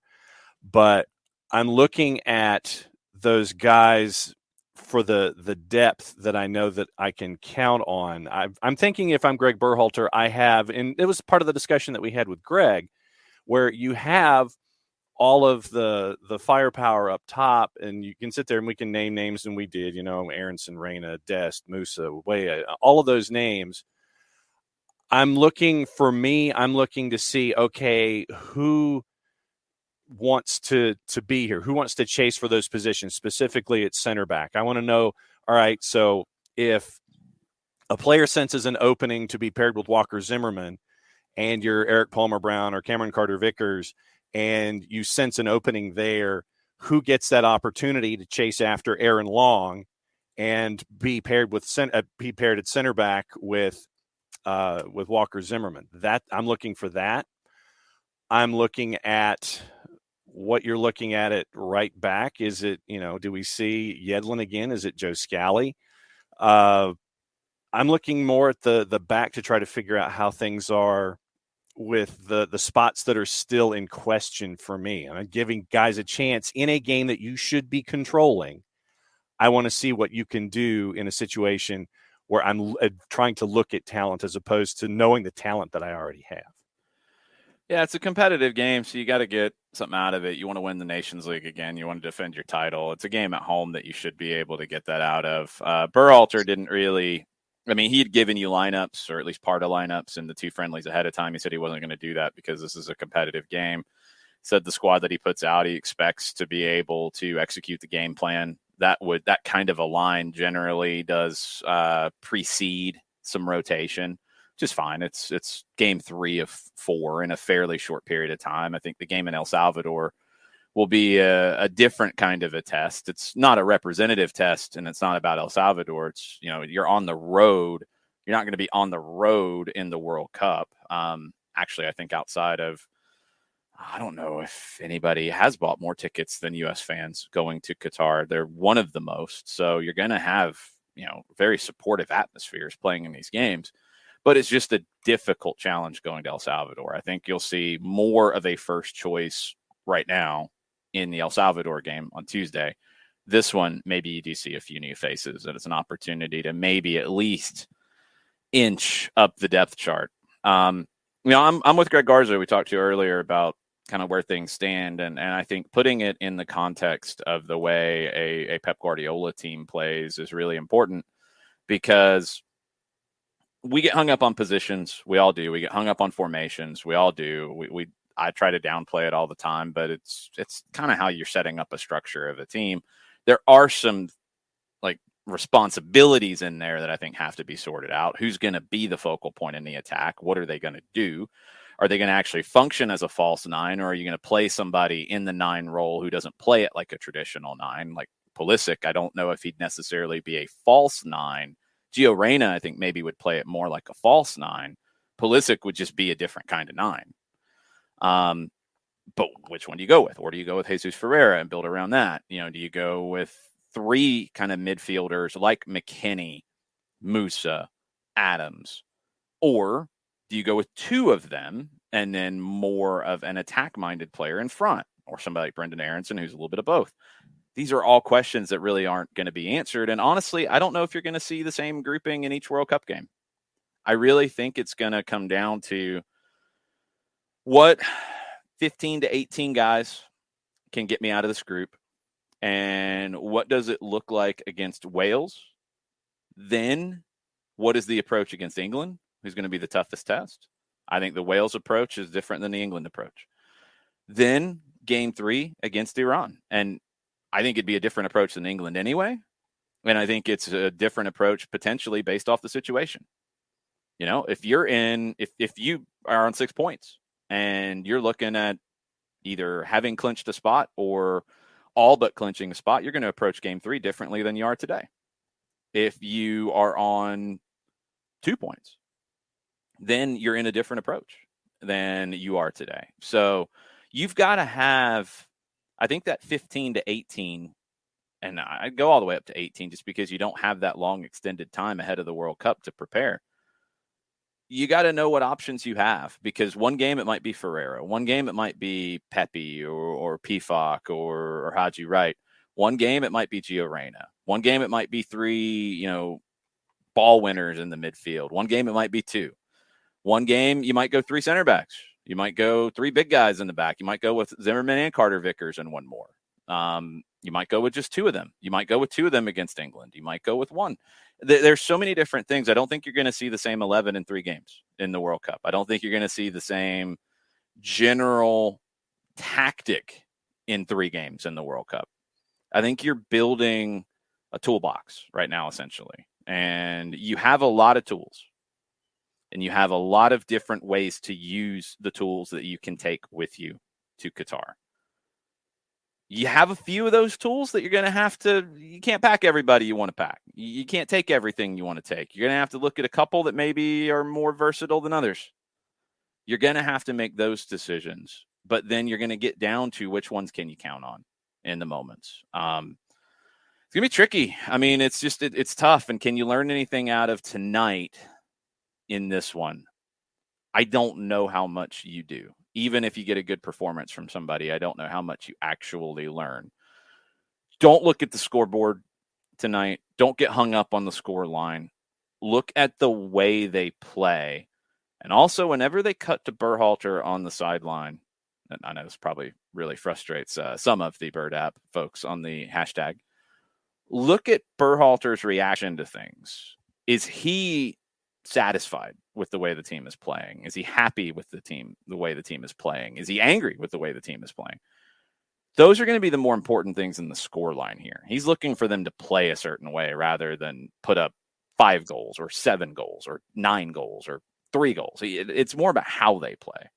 Those are the things that are important tonight, in my opinion. So just have to see where that goes. That is this evening, ESPN Plus in English exclusively. No English language TV for this. It's ESPN Plus in English. It's Unimas and TUDN in Spanish.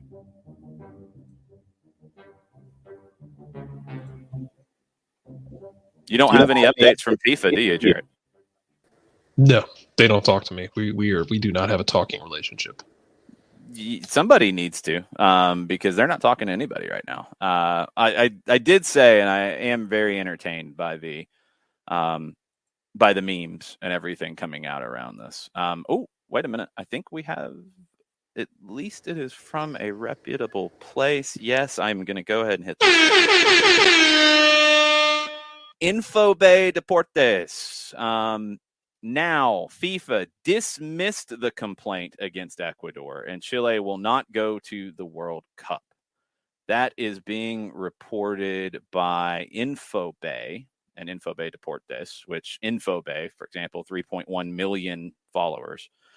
FIFA themselves, I have not seen an official announcement out of them, but Infobay is the first major outlet I am seeing with this, that to translate, the complaint by Chile against Ecuador has been dismissed, and Ecuador will be going to the World Cup. They're the first ones to have this. It's making the rounds. Like it's literally within the last 120 seconds that they have posted it. So, Jarrett, you did bring news from FIFA, even inadvertently. Yeah, it was kind of like the FIFA is the tick upon my leg after walking through the woods. So, well, there you go. Hey, it's something. It's something. That is, again, I have not seen an official FIFA announcement. I am getting notifications now from FIFA Media. I have not seen anything past Infobay and Infobay Deportes and Infobay accounts. Others have shared it. Others have quote tweeted it. Others have rephrased it, but that is the latest on this. So Modaflow, we might not have to say sorry to you anymore. And I didn't think we needed to. Still hold your breath a little bit, but it sounds like Infobay is pretty big. It sounds like this thing is going to be thrown out.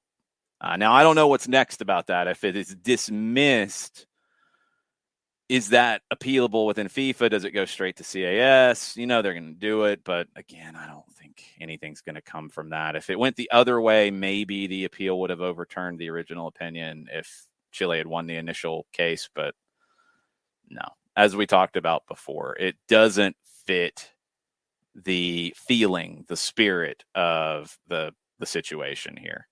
I will be curious to see if anything else comes out about Byron Castillo in general specifically, but yeah, it is sounding like, yes, we now have Germán Garcia Grova. We know he is absolutely a big-time heavy hitter with TIC, with Radio La Red in Buenos Aires. FIFA has rejected Chile's request, and as anticipated, Ecuador will play in the World Cup. You can breathe, I think, Modaflow. Yeah. I think it's safe to breathe. Cesar Luis Merlo also sharing it. He says exclusivo to TIC. That's not quite true, Cesar. He is saying that, yes, same thing. So this is making the rounds as of now. What is the official El Modaflow reaction? I need the official reaction. Byron Castillo maybe sues Chile, Ricky. Hey, anything could happen at this point. Well, according to Diego Montalvan with Telemundo, as of 7 minutes ago, Andres Holguin, a sports lawyer, confirmed that he spoke with Byron Castillo's manager and said they plan to sue the Chile Federation once the case opened before FIFA's over. Yeah. Yeah. Okay. Have fun there, Chile. So, yes, this is making the rounds everywhere now. They have announced it. I don't have the official from FIFA, but again, it's making the rounds from all the heavy hitters that Ecuador's not going to get thrown out of the World Cup. Yeah, I would assume Modaflow as well. Ecuador's going to sue the Chilean Federation too when all this is over. Next time they play in a competitive game, buddy, that's going to be TV. Copa America is going to be a bloodbath. It's going to be fun to watch. And now if he scores against Chile in a match too, oh my God! Oh, that'll just be hilarious. And now I think we can officially put TV Azteca and their reporting over into the tabloid category, and we can throw that over to the side, and they will not be cited on here again. Good job, guys. Good job from earlier this week. So yeah, this is everywhere now. Graham Dunbar of the Associated Press. FIFA has closed the case, is the way Graham puts it, of Chile's complaint about an alleged ineligible player. So, yes, I am sure there will be even more memes and things about it. There were a couple of fake documents making the rounds that I hope none of you fell for. They were coming from accounts with like 5 followers. So they did a good job of photoshopping a FIFA document, though. Yeah. I'll give them that. The FIFA document signed by João Havelange. That was a good one. I didn't see the one signed by João Havelange. That's really good. I don't think I looked that close. Anyway, looks like you are good to go, Modaflow. Yeah, if Vidal didn't go Mejores Patatas on Ecuador in qualifying, they had a better chance to go. Absolutely. Chile's lawyers' comments were very lawyering, Jason Nix. And they were very, hey, look at me. I would like a big celebrity case down the road because look at me in the media and what I can do. They were very self-serving as well. So, yeah, good times. I will keep you up to date anything else that comes out from it. But, yeah, it's on TIC right now that Ecuador going to the World Cup, and they are talking about it on Argentine television and all over South America, now all over the world. A couple of other bits of news today. We do have a couple of games to determine World Cup spots. New Zealand and Costa Rica is one of them. Winston Reed is a fitness concern. He missed Thursday's scoreless draw with Oman. That does not look good for New Zealand. The scoreless draw I'm talking about. Winston Reed missed it. Bill Tuiloma of the Portland Timbers captained the team. He's had a very good qualifying campaign. He's going to have to be huge here. Reed, groin issue. Danny Hay, the coach, was confident that Reed would be fit for the game against Costa Rica. Medical staff are confident as well. We'll just obviously wrap a little bit of cotton wool around him over the next couple of days and then start ramping it up towards match day. I love Danny Hay's comments. Those are good. Yeah. New Zealand also in the game before their scoreless draw with Oman, they lost 1-0 to Peru in Barcelona. Again, not exactly lighting it up as they get ready to face the Ticos. They did say outside of Reed, they've come out of it injury-free. They created a number of opportunities. They should have scored more. New Zealand have not been to the World Cup since 2010. Costa Rica comes into this off 2 games in CONCACAF Nations League. They didn't look great in those games. They didn't have Keylor Navas in those games. Have the numbers shifted at all on this, John? Is it still Costa Rica a pretty sizable favorite going into this game? The numbers have shifted into more sizability. Costa Rica's a minus 152 now. That has increased. Draw is a plus 239. New Zealand is now north of plus 500. So both of it has spread further. The gap has furthered since we've started looking at it.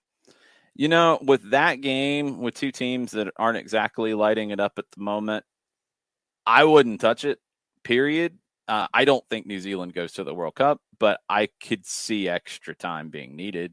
So I would not touch it. I don't think there's going to be a lot of goals in it. But I do think Costa Rica will find their way through. The Paris police chief, Didier Lallemont, has apologized for tear gassing supporters who were waiting to enter the Champions League final. It's obviously a failure, Lallemont says. It was a failure because people were pushed around and attacked. It was a failure because the image of the country was undermined. He didn't provide any evidence for his widely discredited claim that up to 40,000 supporters without tickets or fake tickets attempted to enter the stadium. He said the figure has no scientific virtue, but it came from feedback from police and public transport officials. Maybe I was wrong, but it was constructed from all the information harvested. Whether there were 30 or 40,000 people, it doesn't change anything. What matters is that there were people in large numbers likely to disrupt the proper organization of the filtering. But that we count them precisely to within 5,000, it doesn't change much.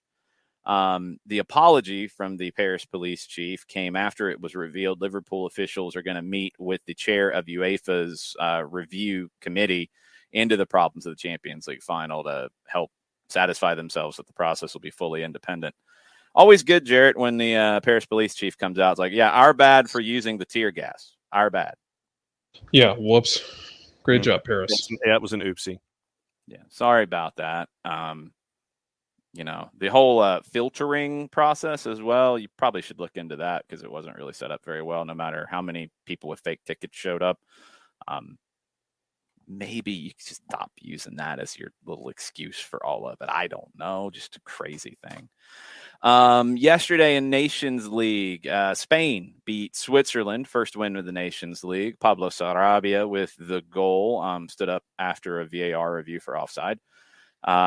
Spain are on 5 points from 3. Portugal beat the Czech Republic. They're 2 points clear of Spain in the group. Anything else from Nations League stand out to you, John? Oh, I mean, looking at the results, I'm still looking for the idea that, I'm still waiting for San Marino to score. That is the biggest thing. They didn't play yesterday, so if they scored, it would have been kind of weird. I know, but just in the overarching in general.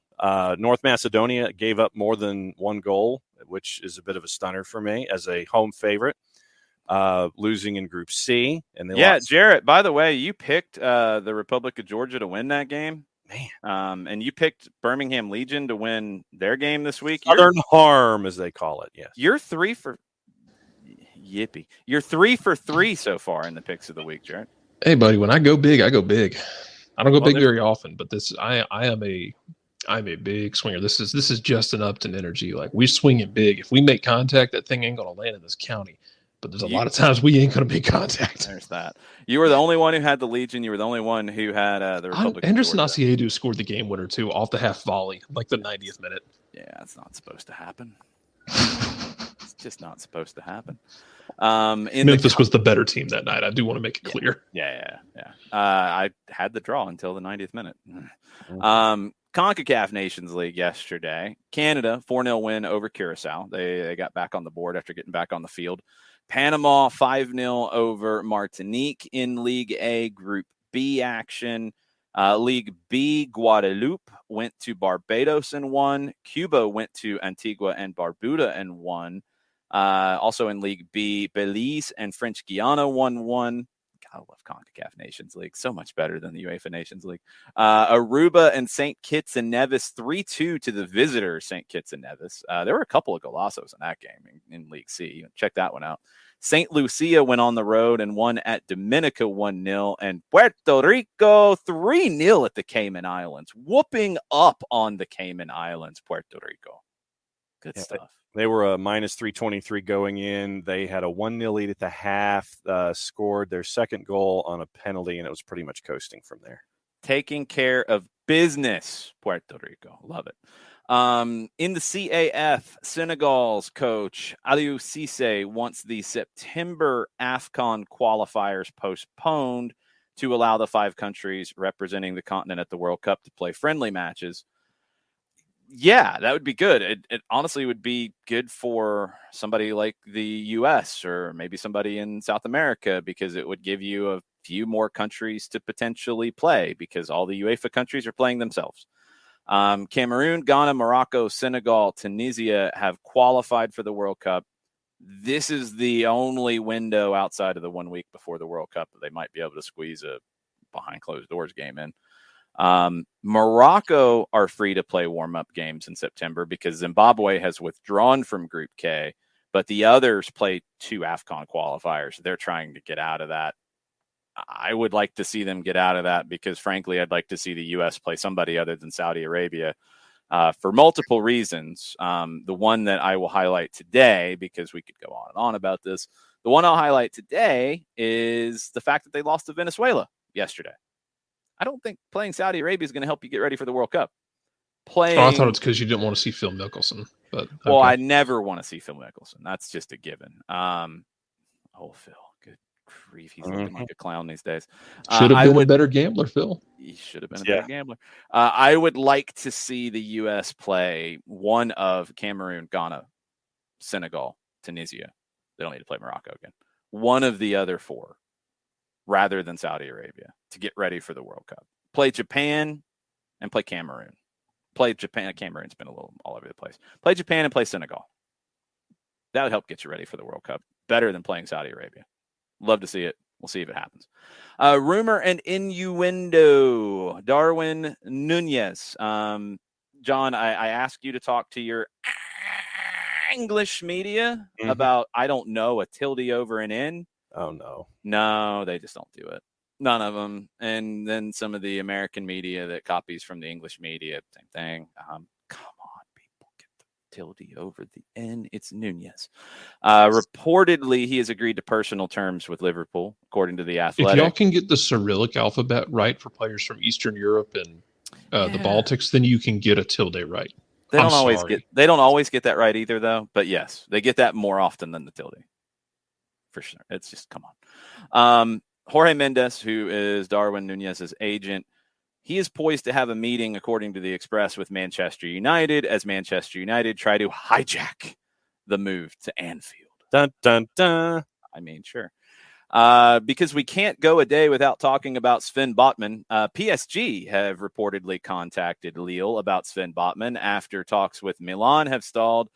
But Tottenham, Manchester United, Chelsea, and Newcastle, they're still interested. Everybody else in the world has inquired about Sven Botman, who is a Dutch 22-year-old center back at Lille. And just sign somewhere, Sven.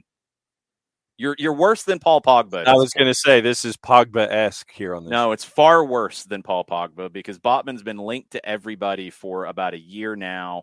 And it's like, just do something. Just do something. Just sign somewhere. Please, just stop. Pogba, it was, is he going to stay at Manchester United? No, he's not going to stay. He's not happy. No, I'm very happy at Manchester United. Shut up. Barcelona, trying to get a deal done before June 30th. They need to get it done because of the financial ramifications.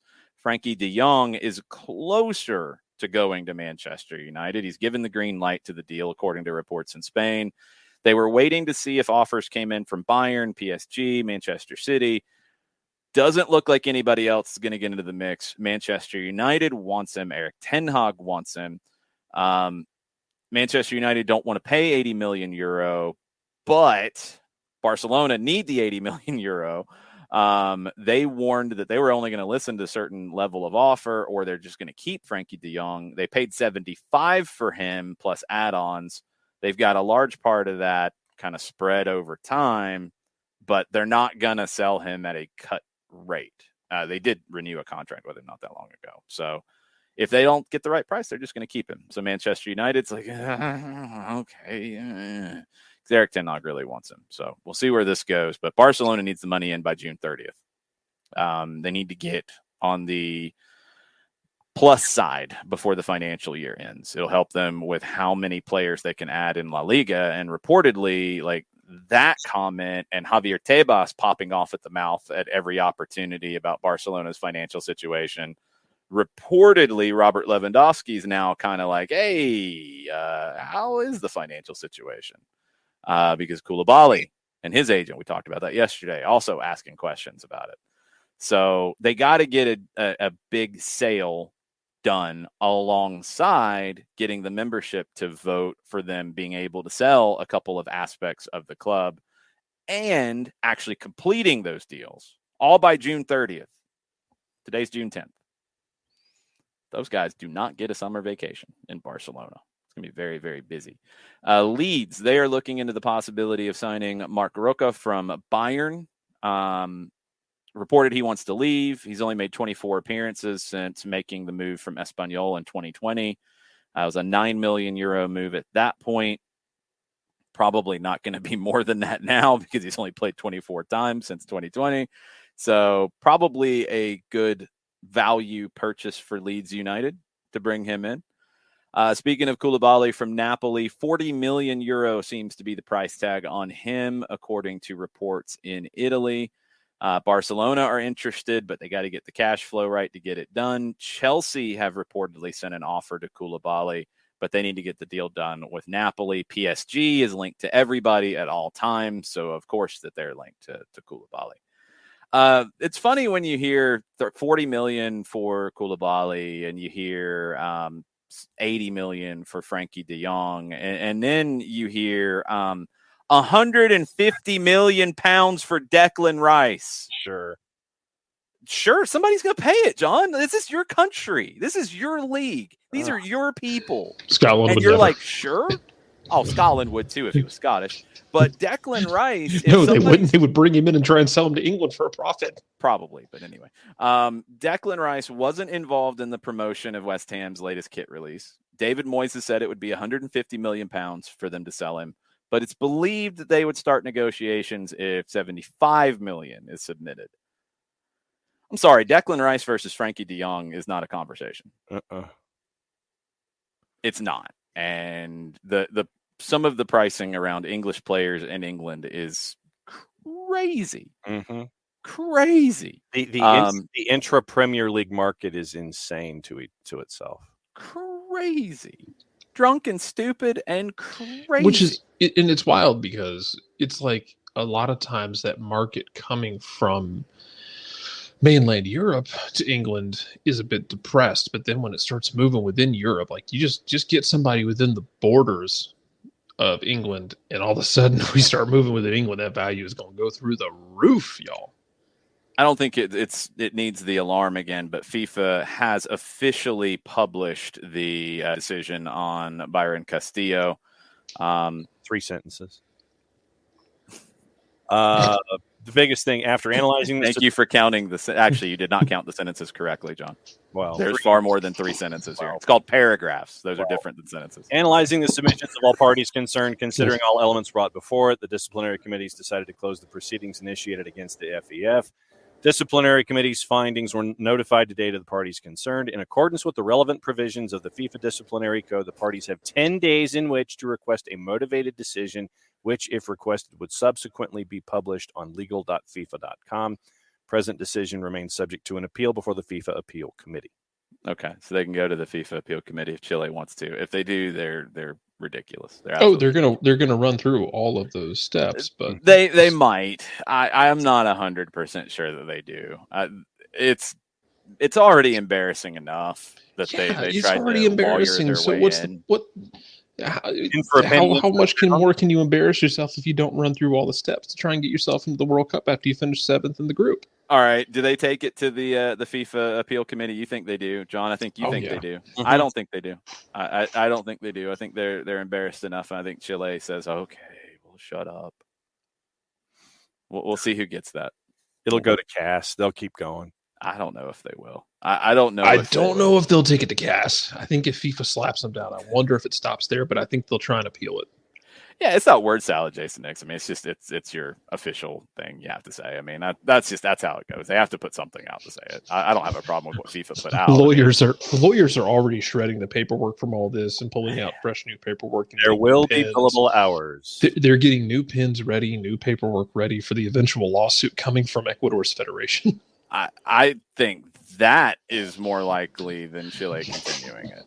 I would definitely put a minimum on that. It's not, and hold on, Jason Nix. It's not slander against Declan Rice, but 150 million for Declan Rice is crazy.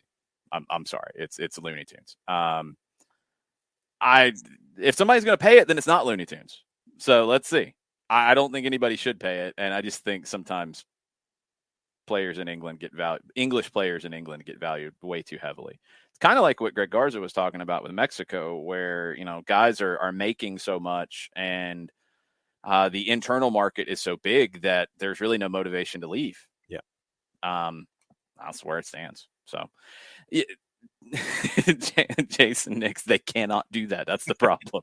You can say they should do these things all you want, and you can not like the statement, but you have to follow procedures. They can't just throw a stamp of rejected on it and then say it's closed and you can't come back to us. They do have things they have to do, unfortunately.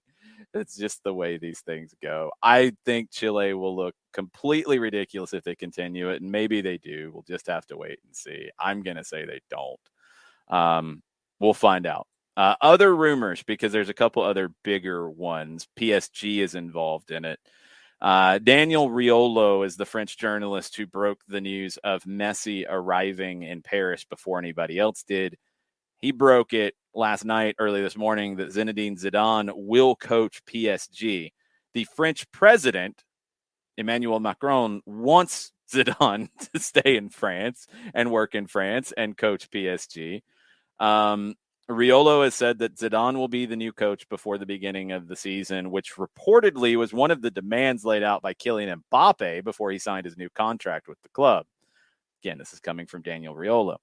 Telefoot Le Parisien have stated that Zidane will not take on a club job before the conclusion of the World Cup. It's expected that Deschamps will leave the French national team at that point. Zidane would then be next.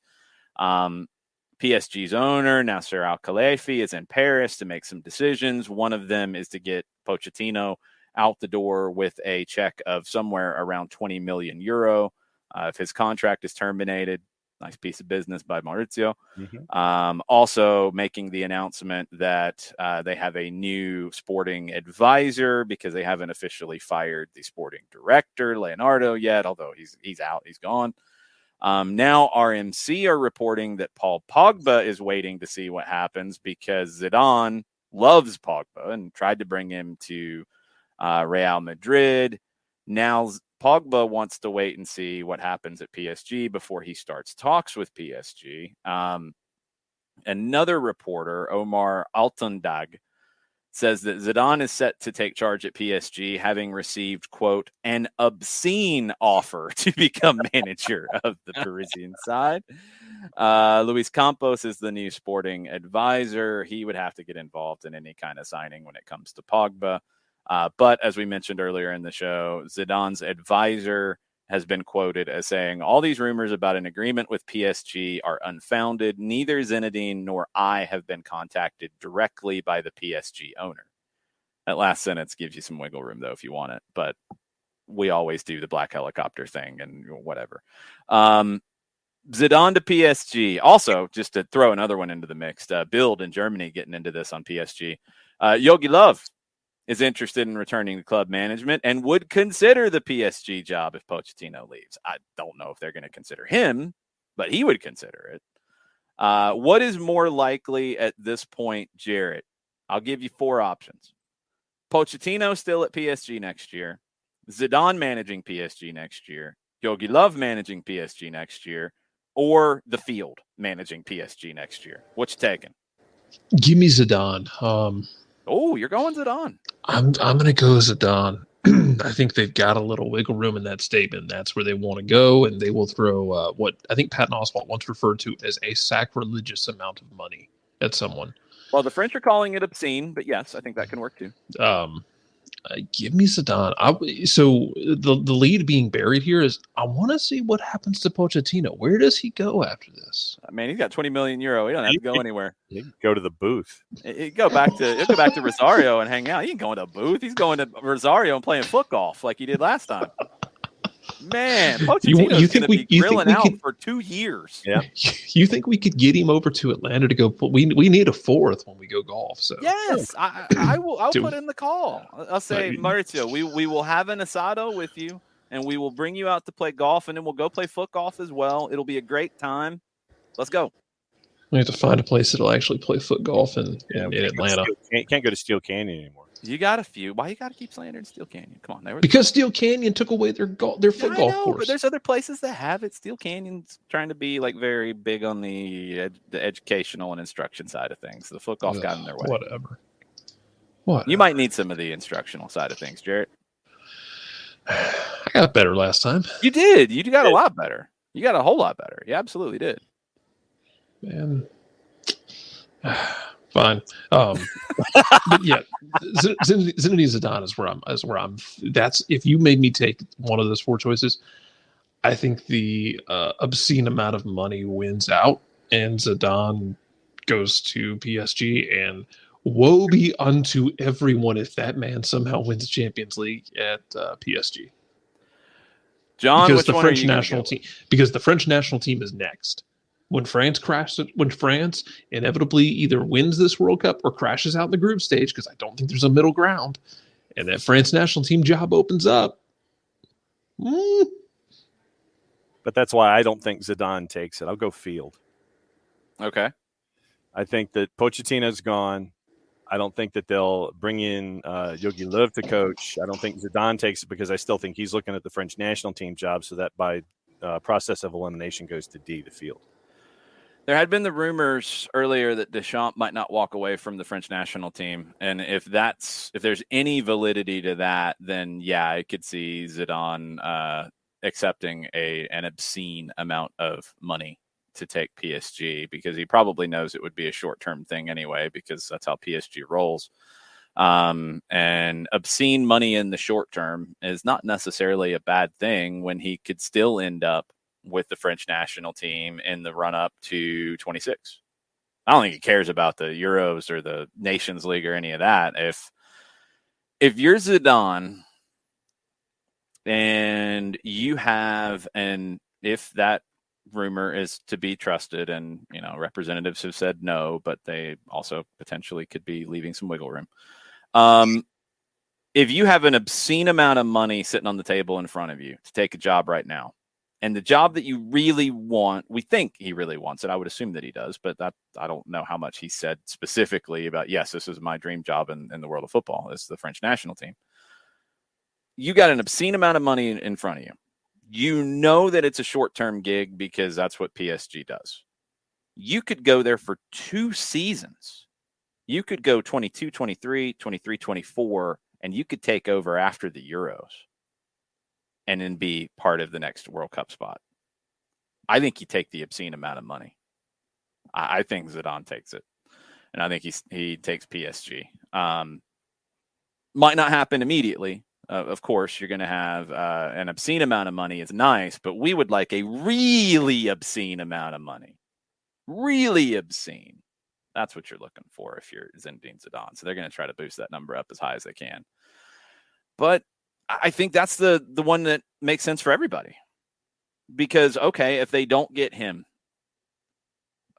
are they going to go to Jogi Löw? I mean, they're not going to keep Pochettino. He's going to take his $20 million and he's going to roll. And good for him. Good for him. Then who else are you getting? Like, who have you not had? Yeah, that. Who are you going to get that would be something different that would actually fit the job? Because I don't see PSG going and signing somebody like a Gallardo. I don't see them going and signing a young up-and-comer. That doesn't fit the job that they have in front. It just doesn't. I think they are going to really throw everything possible at Zidane. And they're going to hit a level of financial security for Zidane's whole family and future generations and take it. Mourinho would be the one, Red, that Mourinho would be the one they have not had that would fit what they could do. And if they didn't get Zidane, see, I'm not buying Gauthier. I'm not buying some of the other names that have come up, GH. I don't think it fits what they've done. Now, if they go in a different direction, more power to them. But Mourinho would be the most PSG-like appointment that they could get. And why you got to throw strays at Ole Gunnar Solskjaer, Jason Nix? That's just mean. That's just mean. Oh, man. Jose would be the one that would fit. Jose would take an obscene amount of money, and he should, because it'll be the last really obscene check that he would get. Would he do any better than the rest of them? Whatever. Who knows? There's nobody else that would fit. There's nobody else that would fit that I can come up with. I think they throw everything they have at Zidane. It's going to be down to Zinedine if he takes it. I think he does because he can still get to the France national team job before the World Cup very easily. Because if Deschamps leaves after the World Cup, yeah, you're going to have some games to play in March and next summer. You can appoint somebody. I mean, maybe Gauthier goes there. Maybe that's more likely. Here you go. It's Zidane to PSG for 2 years. Then he takes the French national team, and he's here in the States with France in the World Cup, assuming they qualify, which would be crazy if they didn't. They get more of a short-term guy in between. Maybe it's a Gauthier there, and then he's at a different classification after that to where then maybe he takes PSG after Zidane leaves. We'll see. Zidane's he's a fascinating one as a manager, Red, because, tactically, like, there's nothing shocking about any of it. There's really nothing there. He's a great manager, and he wins big competitions. And ultimately, if you're PSG, you don't care about the French title as much as you do winning a Champions League. That's what you think is going to measure everything for you. And if there's anybody currently who has owned the Champions League, it's Zinedine Zidane. So, yeah, it all fits, and it's probably worth it to them to drop the obscene amount of money that they have to get him. I think they find a number that he can't say no to, and he takes it. So we'll see. We'll see where that goes. That's going to be fascinating, because then if that happens, then, yeah, I would assume Pogba would go there. And the team you could put together, and if anybody can handle it, I think it's Zidane who could handle that group of talent. I think that was the biggest issue with Pochettino, is like he just couldn't manage the collection of people. And if you give Zidane, Pogba, Ramos, if his legs can work again, Messi, Neymar, Mbappe, who knows who else they get? Yep. Along with what they already have. I'm just thinking of the biggest of the big names. I mean, yeah, it all seems to fit. It's just, how obscene are you going to make an offer? Find out. Other news before we get some questions. Serie A, the Italian Federation, are looking at potentially bringing the Supercoppa to the United States, maybe Canada. Tutto Sport is detailing how several cities in North America want to host the competition from 2023-24 onward. Right now, it's in Saudi Arabia. The United Arab Emirates are trying to get the next contract. Milan and Inter will play the last Supercoppa in Saudi Arabia next winter. New York, Boston, Miami, and Montreal have all been keen on taking a current format of the Supercoppa, which is the Coppa Italia winner versus the Serie A winner. The UAE has proposed something similar to the Super Cup of Spain, which is 4 teams, which makes no sense for a Super Cup, but it's all about that cash, ain't it? UAE has proposed that. They presented an offer worth 22 million euro per season for 5 years with that format. It's more valuable, but Serie A are evaluating the commercial opportunities that could grow in North America if they come here. They just opened new offices in New York. So that might override the short-term money. They might think it's worth the long-term money to bring it here, and they have the offices in New York. So you could see the Supercoppa Italiana at MetLife. Wouldn't be shocked by that at all. Barcelona, we've talked about what they're trying to do and what they need to do and what they have to do financially. They have done a new deal, according to Fabrizio Romano, with Sergio Roberto. He's going to stay at Barcelona through June of 23. He's going to reduce the salary a little bit. That's going to help them some. They're also looking ahead. They're looking into the deal very similar to what they did with Pedri from Las Palmas. There's another player there, Alberto Molero, who is one of the top young players. He's a U19 international for Spain. They want to bring him in. They more than anything want to lock up his future. They want to get him on contract, have him stay with Las Palmas in the second division on loan for another year, which is what they did with Pedri, and then bring him over. Ultimately, that deal for Las Palmas, it was $5 million up front for them in 2019, and it ended up being about $20 million in total with all the add-ons and bonuses and variables. That would probably be the similar kind of look here with Molero that Barcelona would try to do. So they are looking down the line a little bit where they can get away from looking at the giant numbers on the negative side of the financials. Chris Kirchner, we've talked about him and Derby County in England. He was given until this afternoon to provide satisfactory evidence he is in a position to complete the takeover. Now, it's looked bad enough that administrators have engaged with other interested parties as a contingency measure, exchanged contracts on May 16th. It is June 10th, and the deal is yet to be finalized. The EFL, incredibly disappointed by the latest update. They called for a resolution as a matter of urgency. Certain logistical issues mean that completion has still not taken place. Accordingly, the joint administrators have taken the decision to engage with other interested parties as a contingency measure. It's still in place. He's been given until 5 p.m. local time. That would be, actually, it should have just passed, correct? Noon Eastern time, to provide satisfactory evidence to the administrators that he is in a position to complete the deal, subject to EFL approval. He was given conditional approval by the EFL when the contracts were done, but he has not gotten the deal done. Administrators say there's a real willingness amongst all parties to conclude the negotiations, but they're frustrated because it hasn't happened yet. The EFL is incredibly disappointed with this evening's announcement by Derby County's administrators that Chris Kirchner has failed to complete the purchase of the club. It is imperative that this issue is resolved as a matter of urgency, according to the EFL. Have you seen anything this morning, as you're getting to less than 60 minutes until that deadline hits, that this is going to get done or not get done?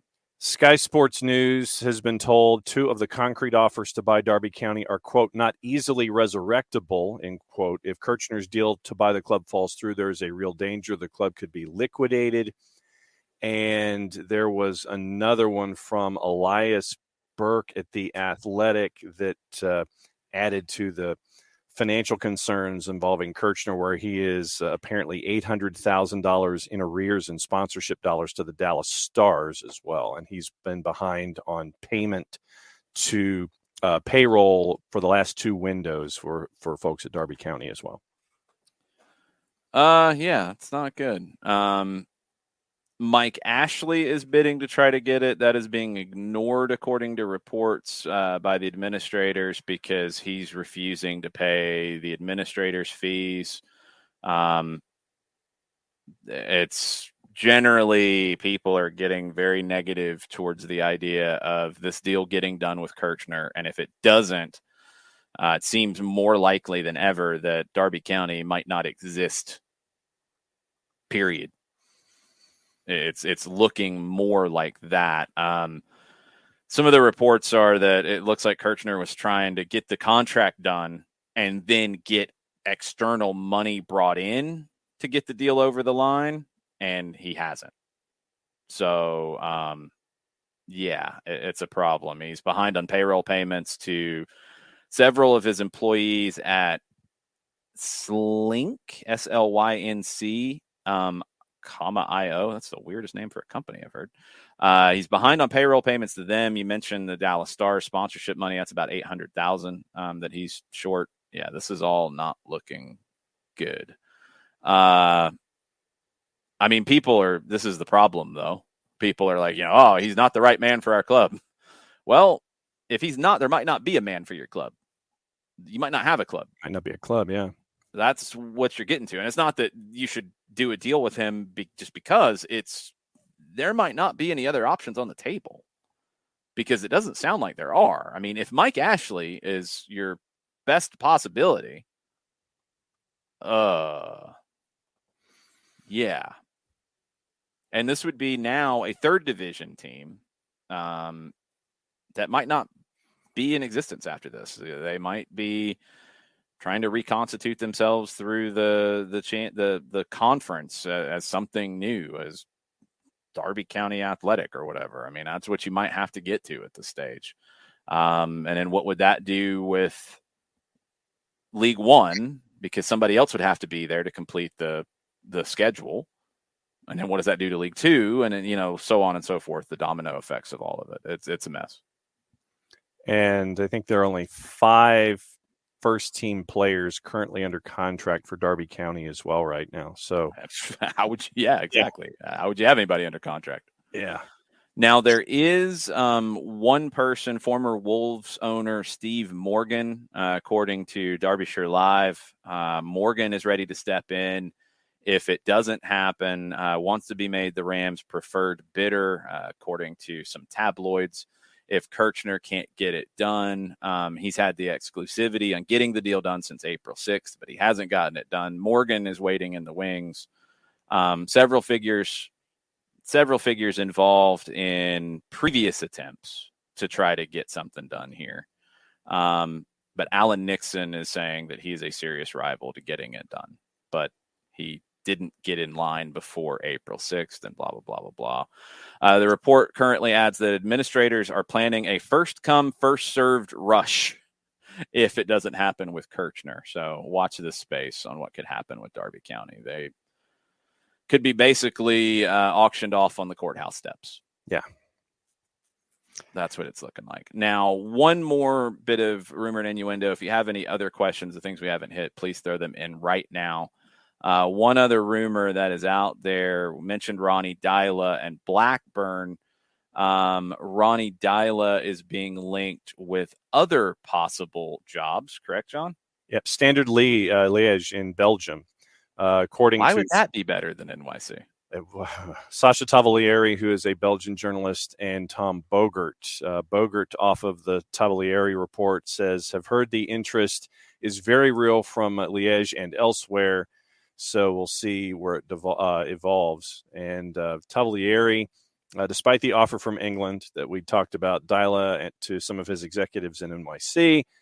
And so, yeah, he could be the new, according to Tavolieri, he should become the new boss at Standard Liège. Could or should? Which one? Should.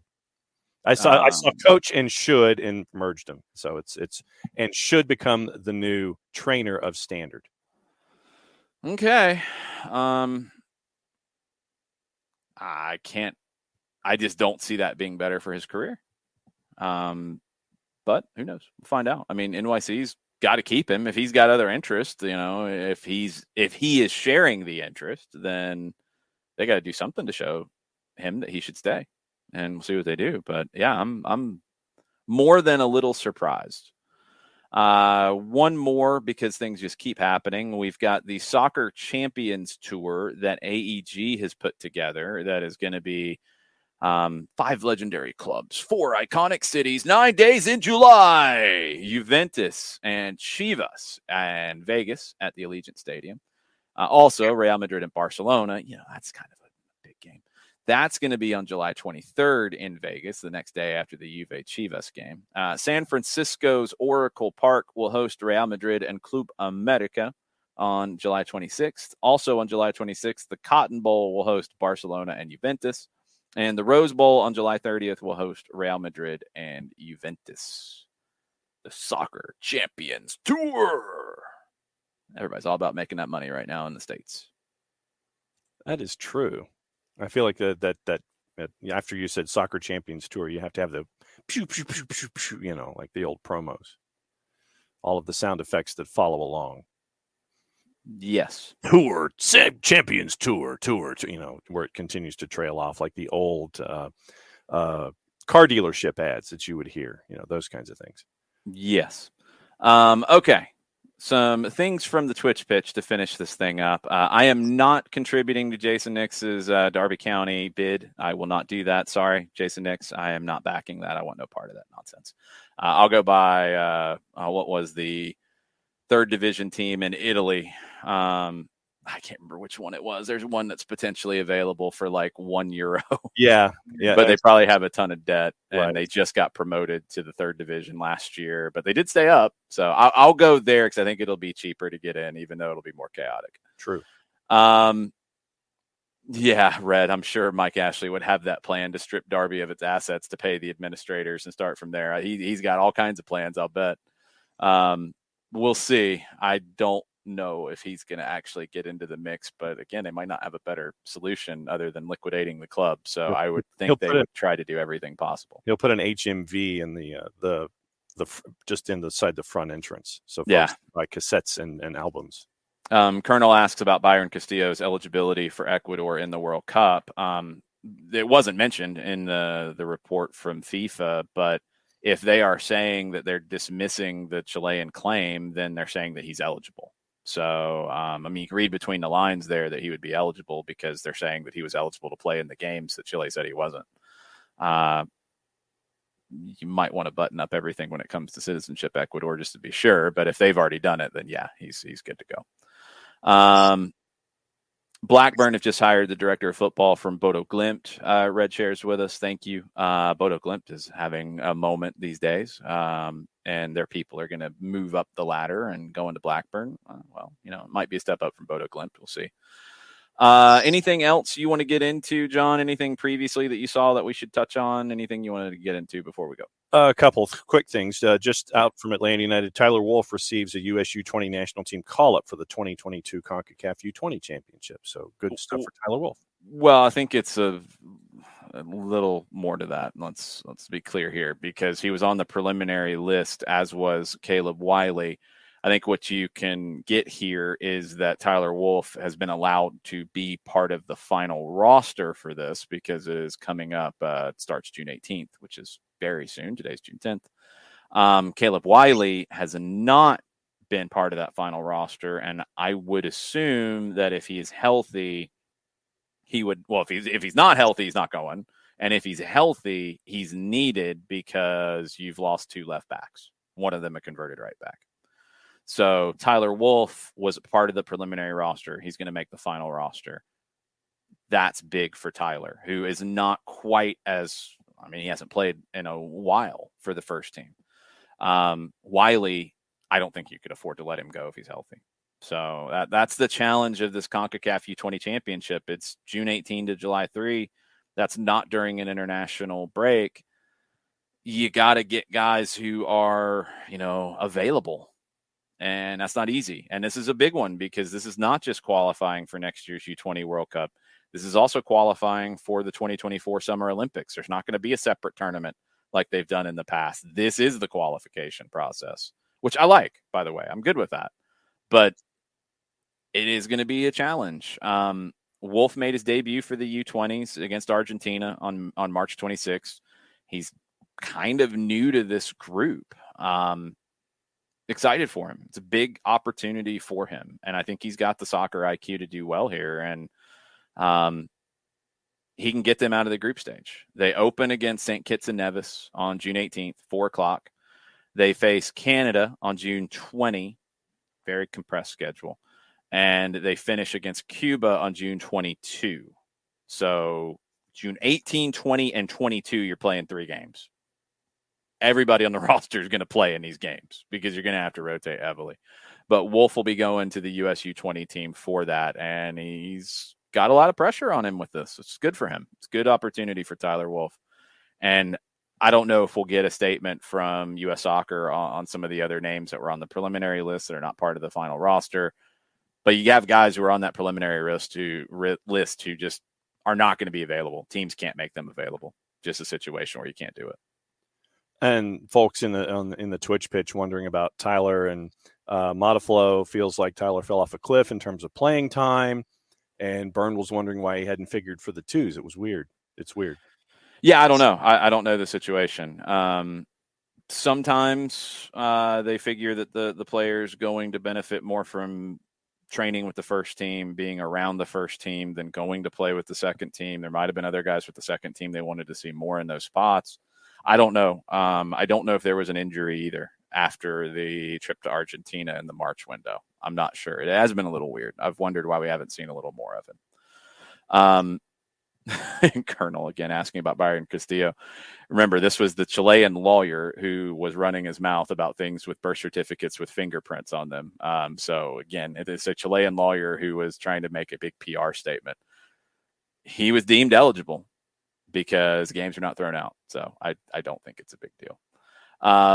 Modiflow asked a good point about the situation with bodies for the first team. I know Wolff was on a couple of trips and didn't make the game day roster, but he was on the trip. So you were getting a little tight for minutes there, and you had to be careful with that.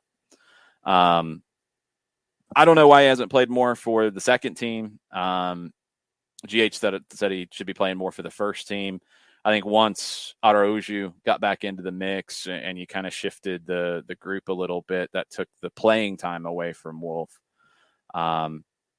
This is a good opportunity for him. This is the hard thing when you're a young player breaking through into a club that's going to have good guys ahead of you. You got to get there.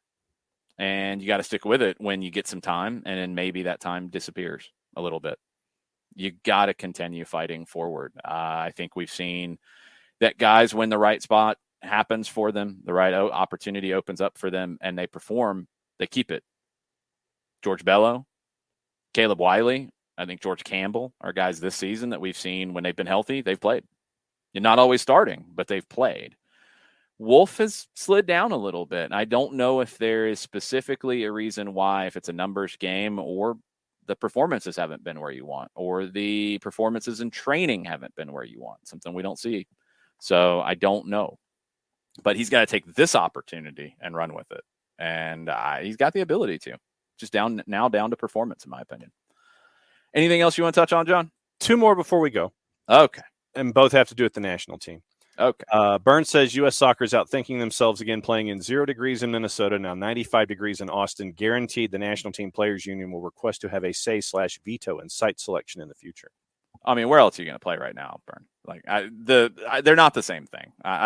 We have to stop creating, I think, drama when it comes to the U.S. men's national team because of feelings about U.S. soccer or Berhalter or whatever. I agree. Like, that one was stupid. The Minnesota thing was completely and utterly stupid.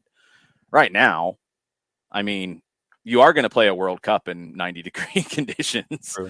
So, like, whatever. It is a, 8 o'clock local kick in Austin? Yes. 10 o'clock Eastern. Or is it a 9 o'clock local? It's Texas in the Central. Yeah, Texas is Central. So it's a 9 o'clock local kick. So they're trying to do it a little bit later. I mean, it is what it is. You're going to play in El Salvador on Tuesday, and that's their pick, and that's not going to be cool. So there's only so much you can do right now. This doesn't equate the Minnesota situation for me. That was completely unnecessary and stupid and dangerous and a problem. This is not the same thing to me, and I don't want to even put it in the same category. I don't think I don't think the Players Association is going to have anything to say about it. I really don't. I don't know what they said. I hope they said something about the Minnesota situation because that was egregious. This is not, in my opinion.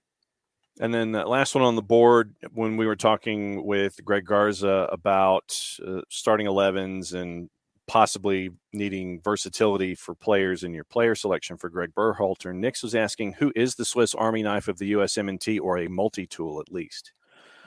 I mean, you got a few, but they're a little more in certain spots on the field. Like McKinney can play any of the central midfield roles. Pulisic can play anywhere across the front 4. Reyna can play 3 or so spots across the attacking group. Dest could play as a winger if you wanted to play him as a winger. He could play on either side. You know, I mean, there's only so much Swiss Army knife you can go with that I think you're actually getting value out of. I think you've actually got a lot of versatility with this team. You've got guys who can play on either side in the back. You've got guys that can play like Dest as a fullback, wing back, or winger. You've got guys who can play, different functions centrally. You've got attackers who can play in different functions. I think it's a versatile team.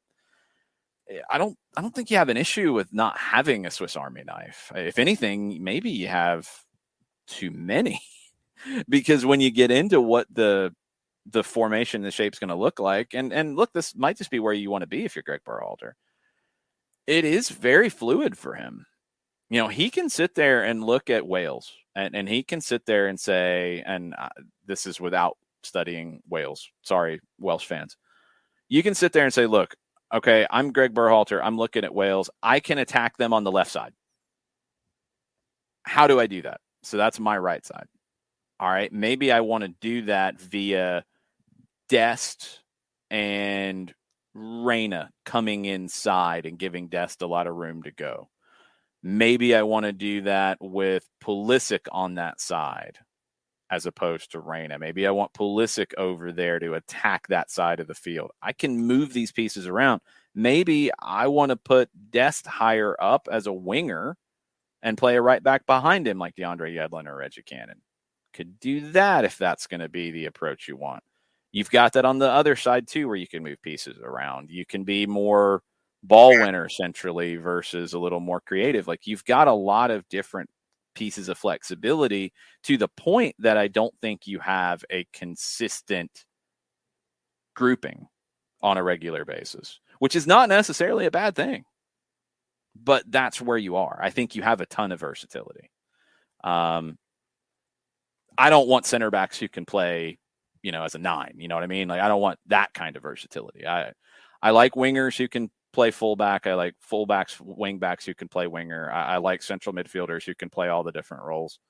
You like to have somebody who can slot in as a 9 who's not a traditional 9. Like, you like to have those kinds of versatilities, and I think the U.S. does. I think more than anything for Berhalter now, and I'm sure he's got this stuff in his head, I just don't know how much he can actually show it. How are you planning to go at Wales? How are you planning to go at England? How are you planning to go at Iran? That's where you're thinking right now. And I don't think it's the same in all three. So what's the game plan in each one? What do you think the lineup's going to be right now? What do you think the possible options are if you are leading and you're trying to protect it, or if you are trailing and you have to go chase it? You're looking at 1, 2, 3 in 3 games. What does that look like? What's my 11? What are my defensive changes? What are my attacking changes for game 1, which is different than game 2, which is different than game 3? Those are the ones you're looking for. So we'll see. We got 3 games this weekend in Major League Soccer. We do have 3 games this weekend in Major League Soccer, and we'll touch on those very quickly now before we go. It starts off with a nationally televised game from Charlotte as they host the Red Bulls. Red Bulls are plus 115. Charlotte is 240 on the board. We know Charlotte's interim staff entirely now. That's been announced. Man, so much talk and movement around things for Charlotte to try to get the story where it seems they want it to get. I'm just so intrigued by everything going on in Charlotte because, man, the conversation has shifted. Now they have underperformed this season. Yeah. Okay. They're going to have to perform big against the Red Bulls in this one. The Red Bulls have been great on the road. Charlotte has been very, very good at home. But what do they look like after the coaching change? That's just the question for me. 16 points after 14 games. Out of the 13 expansion teams since 2010, Charlotte is right in the middle, 6th.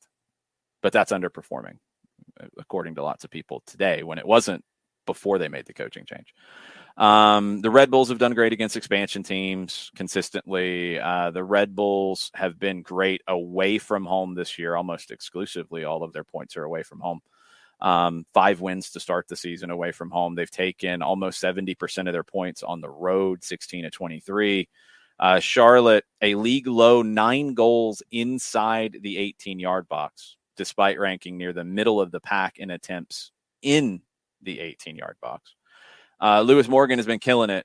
6 goals in 2022.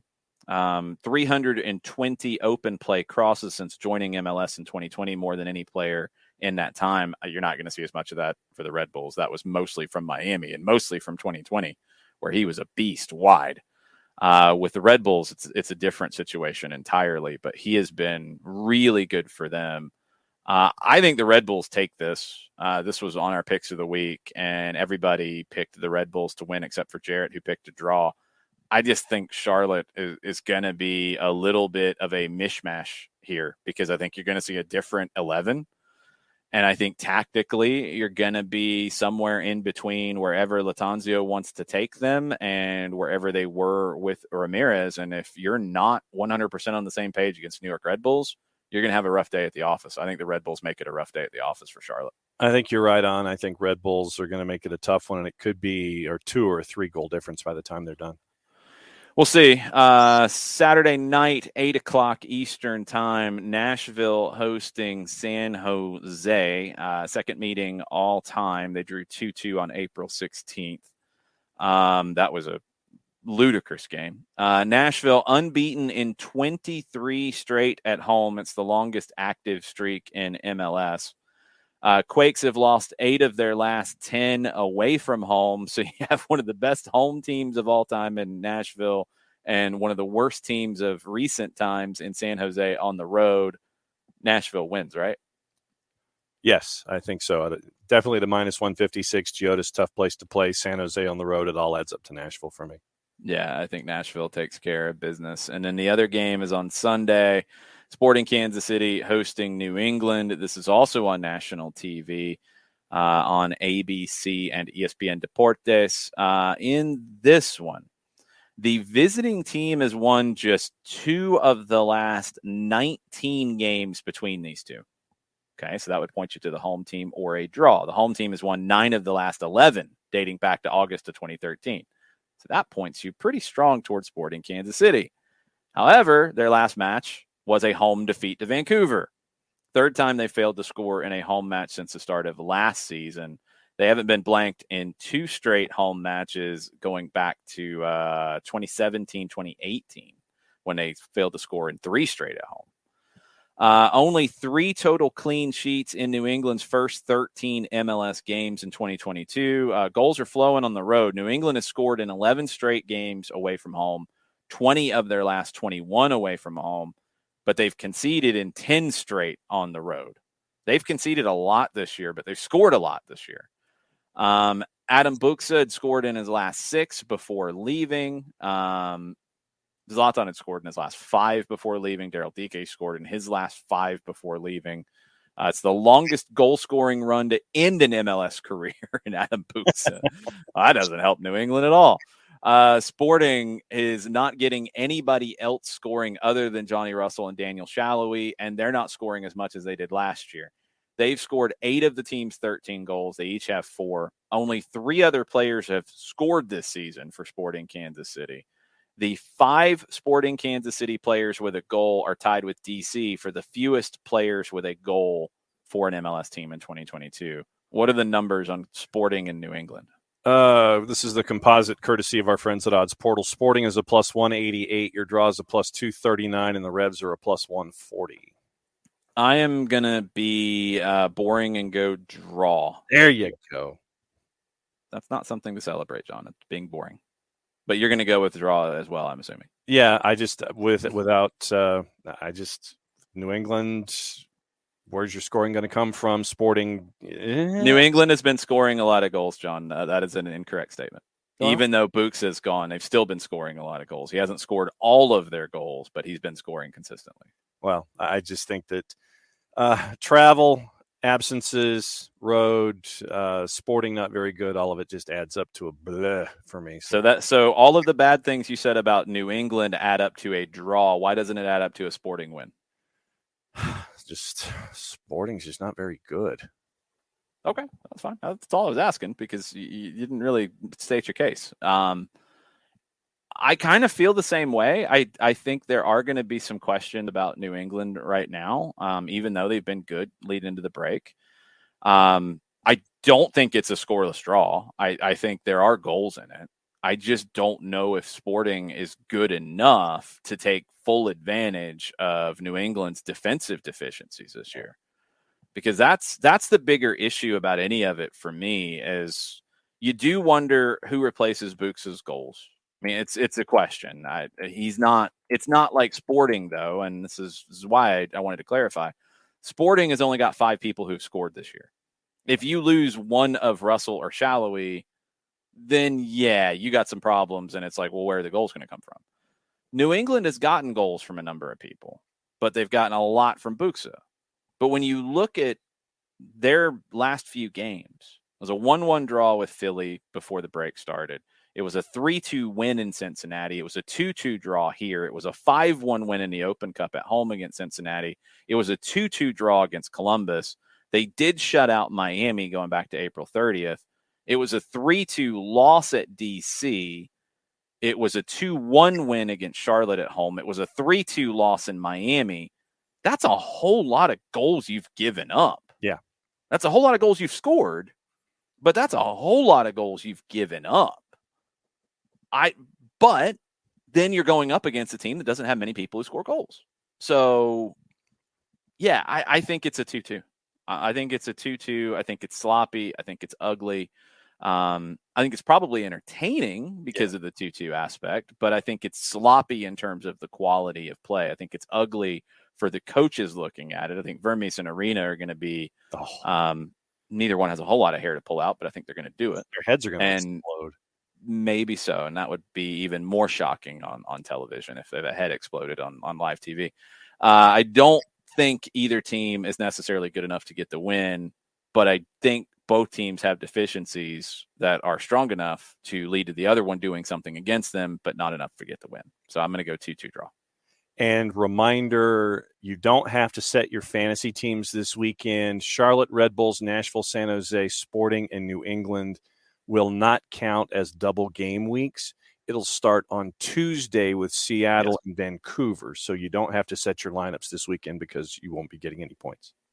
There you go. So you can plan ahead for next week. You can just scout. And I think the Charlotte Red Bulls game is going to be very, very interesting to scout on a number of different reasons. You also have the twos on Saturday night. You can come out to Kennesaw and watch that, or you can watch it on ESPN Plus. You want to tell everybody a little bit about that one? Atlanta United 2 in Loudon. Right now, Loudon is unbeaten in their last two. Loudon's 10th in the table. 11 points, so there's 4 points ahead of the twos. But Loudon's last two games, they drew with Charleston, and that was the Joe Kuzminski goalie goal in stoppage time to get the draw there. And Charleston's only won once in their first 12. Loudon beat Red Bulls 2 last time out. They only beat them 1-0, and that was at home. So Loudon has been beating people that are below them in the standings. So take those last two matches for whatever you wish. They've won 3 of 12 coming in. They've only scored 11 goals in 13 matches. They've given up twice as many. And with the twos, remember, it's been a lot of offense that has been shown, but they've also given up a lot of goals, losing 5-2 to Memphis 901. And then the last time you and I were up at Kennesaw at the Fraction, it was that 4-3 shootout with Rio Grande Valley. So it should be an entertaining night for folks that want to come up to the Fraction. Probably two very young teams on display on Saturday night. So again, back to the scouting. I'll end with this: the full U20 U.S. roster for Mikey Varas, the manager, taking the U.S. to the CONCACAF U20 Championship. Up top, along with Tyler Wolff, Quinn Sullivan from Philadelphia, Cade Cowell from San Jose. That's a big release that San Jose is allowing Cowell to go. Seattle is allowing Obed Vargas to go, but only after the group stage, so limiting the time a little bit that he's available. Players that we've seen get minutes here that are going to be available: Jack McGlynn from Philadelphia. Full credit to Philadelphia for letting Sullivan, McGlynn, Paxton Aronson, and Brandon Craig go. Now, not all of them are getting at the same amount of time, but Paxton Aronson has been important. McGlynn has been important. Sullivan maybe a little less. All of them are going with the U.S. national team for the U20 level for this. Others: Diego Luna of RSL, Newly of RSL, Daniel Edelman from the Red Bulls. Caden Clark is in this team. We haven't really talked about Caden Clark very much for the New York Red Bulls. I remember back on loan to the Red Bulls. That whole situation's bizarre to me. The back line is somewhat untested. Noah Allen from Miami has played a decent bit. Mentioned Craig. Mauricio Cuevas of Club Bruges. Marcus Ferkranus of the LA Galaxy. Michael Halliday has gotten some time for Orlando. Jalen Neal of the LA Galaxy. Others in the midfield that I have not mentioned: Rokas Pukstes of Hajduk Split of Croatia, originally from Stillwater, Oklahoma. He's in the group. Nico Sakiris of San Jose is in the group. Recent homegrown signing, I think, before the season. The only one who has not appeared with the U20s before in a camp is Alejandro Alvarado of FC Vizela of Portugal, originally from LA. He is in the group for the first time. And then goalkeepers, Chris Brady of the Chicago Fire and Antonio Carrera of FC Dallas. That is your U20 team that will start play on Saturday, June 18th at 4:00 against St. Kitts and Nevis. The big game with Canada on Monday, June 20, and then Cuba on Wednesday, June 22. This roster of 20, maybe outside of the goalkeeper, I think all the field players play in those 3 games. Just because it's 3 games in a very short period of time. I think they're going to have to. So how it gets sorted out will be interesting. Cuevas is the lone player with CONCACAF World Cup qualifying experience. He was part of the U17s that got to the U17 World Cup in 2019. Puchtas has played for the U.S. at the U15 CONCACAF Boys Championship in 2019. And mentioned Alvarado is the only one getting his first U20 call-up of this cycle here as part of this. Top 3 finishers in the 4 groups will advance to the round of 16 and join 4 teams that are already qualified for the knockout round. Sorry, this is weird. 20 teams, 16 divided into 4 groups of 4. 4 already qualified via pre-tournament qualifying. The top 3 finishers in the 4 groups, so it's very forgiving, go to the round of 16, join the 4 teams that have already qualified. Then it's single elimination. The 4 semifinalists will qualify for the World Cup next year. The 2 finalists qualify for the 2024 Olympics. So the semifinal games, get to the semifinals, you're into the U20 World Cup. The semifinal games are knockouts to get to the Olympics in 2024, and it'll be played in Honduras. 4 alternates will travel with the U.S. to train with the team ahead of it. Alexander Borto, who's part of Fulham, Jaziel Orozco of RSL, defender, midfielders, Jackson Hopkins of DC, and Taran Karnmachi of UCLA. They will depart camp before the tournament, barring any injuries, but they will train just in case. So that's your U20 outlook. We'll get deeper into that next week. We will talk about Pachuca coming to town on Tuesday next week. You can check them out against Austin this week. We will have a 1v1 over the weekend with John Arnold of the CONCACAF newsletter. He knows everything when it comes to CONCACAF. He also knows a lot about Pachuca because he's going to see them on Saturday night in Austin because he's based in Austin. So we'll get a Pachuca scouting report from John Arnold over the weekend, and then we'll be back on Monday. So enjoy your weekend. Hopefully we'll see some of you, and y'all have a good one. Mucha plata, y'all. Mucha plata, y'all.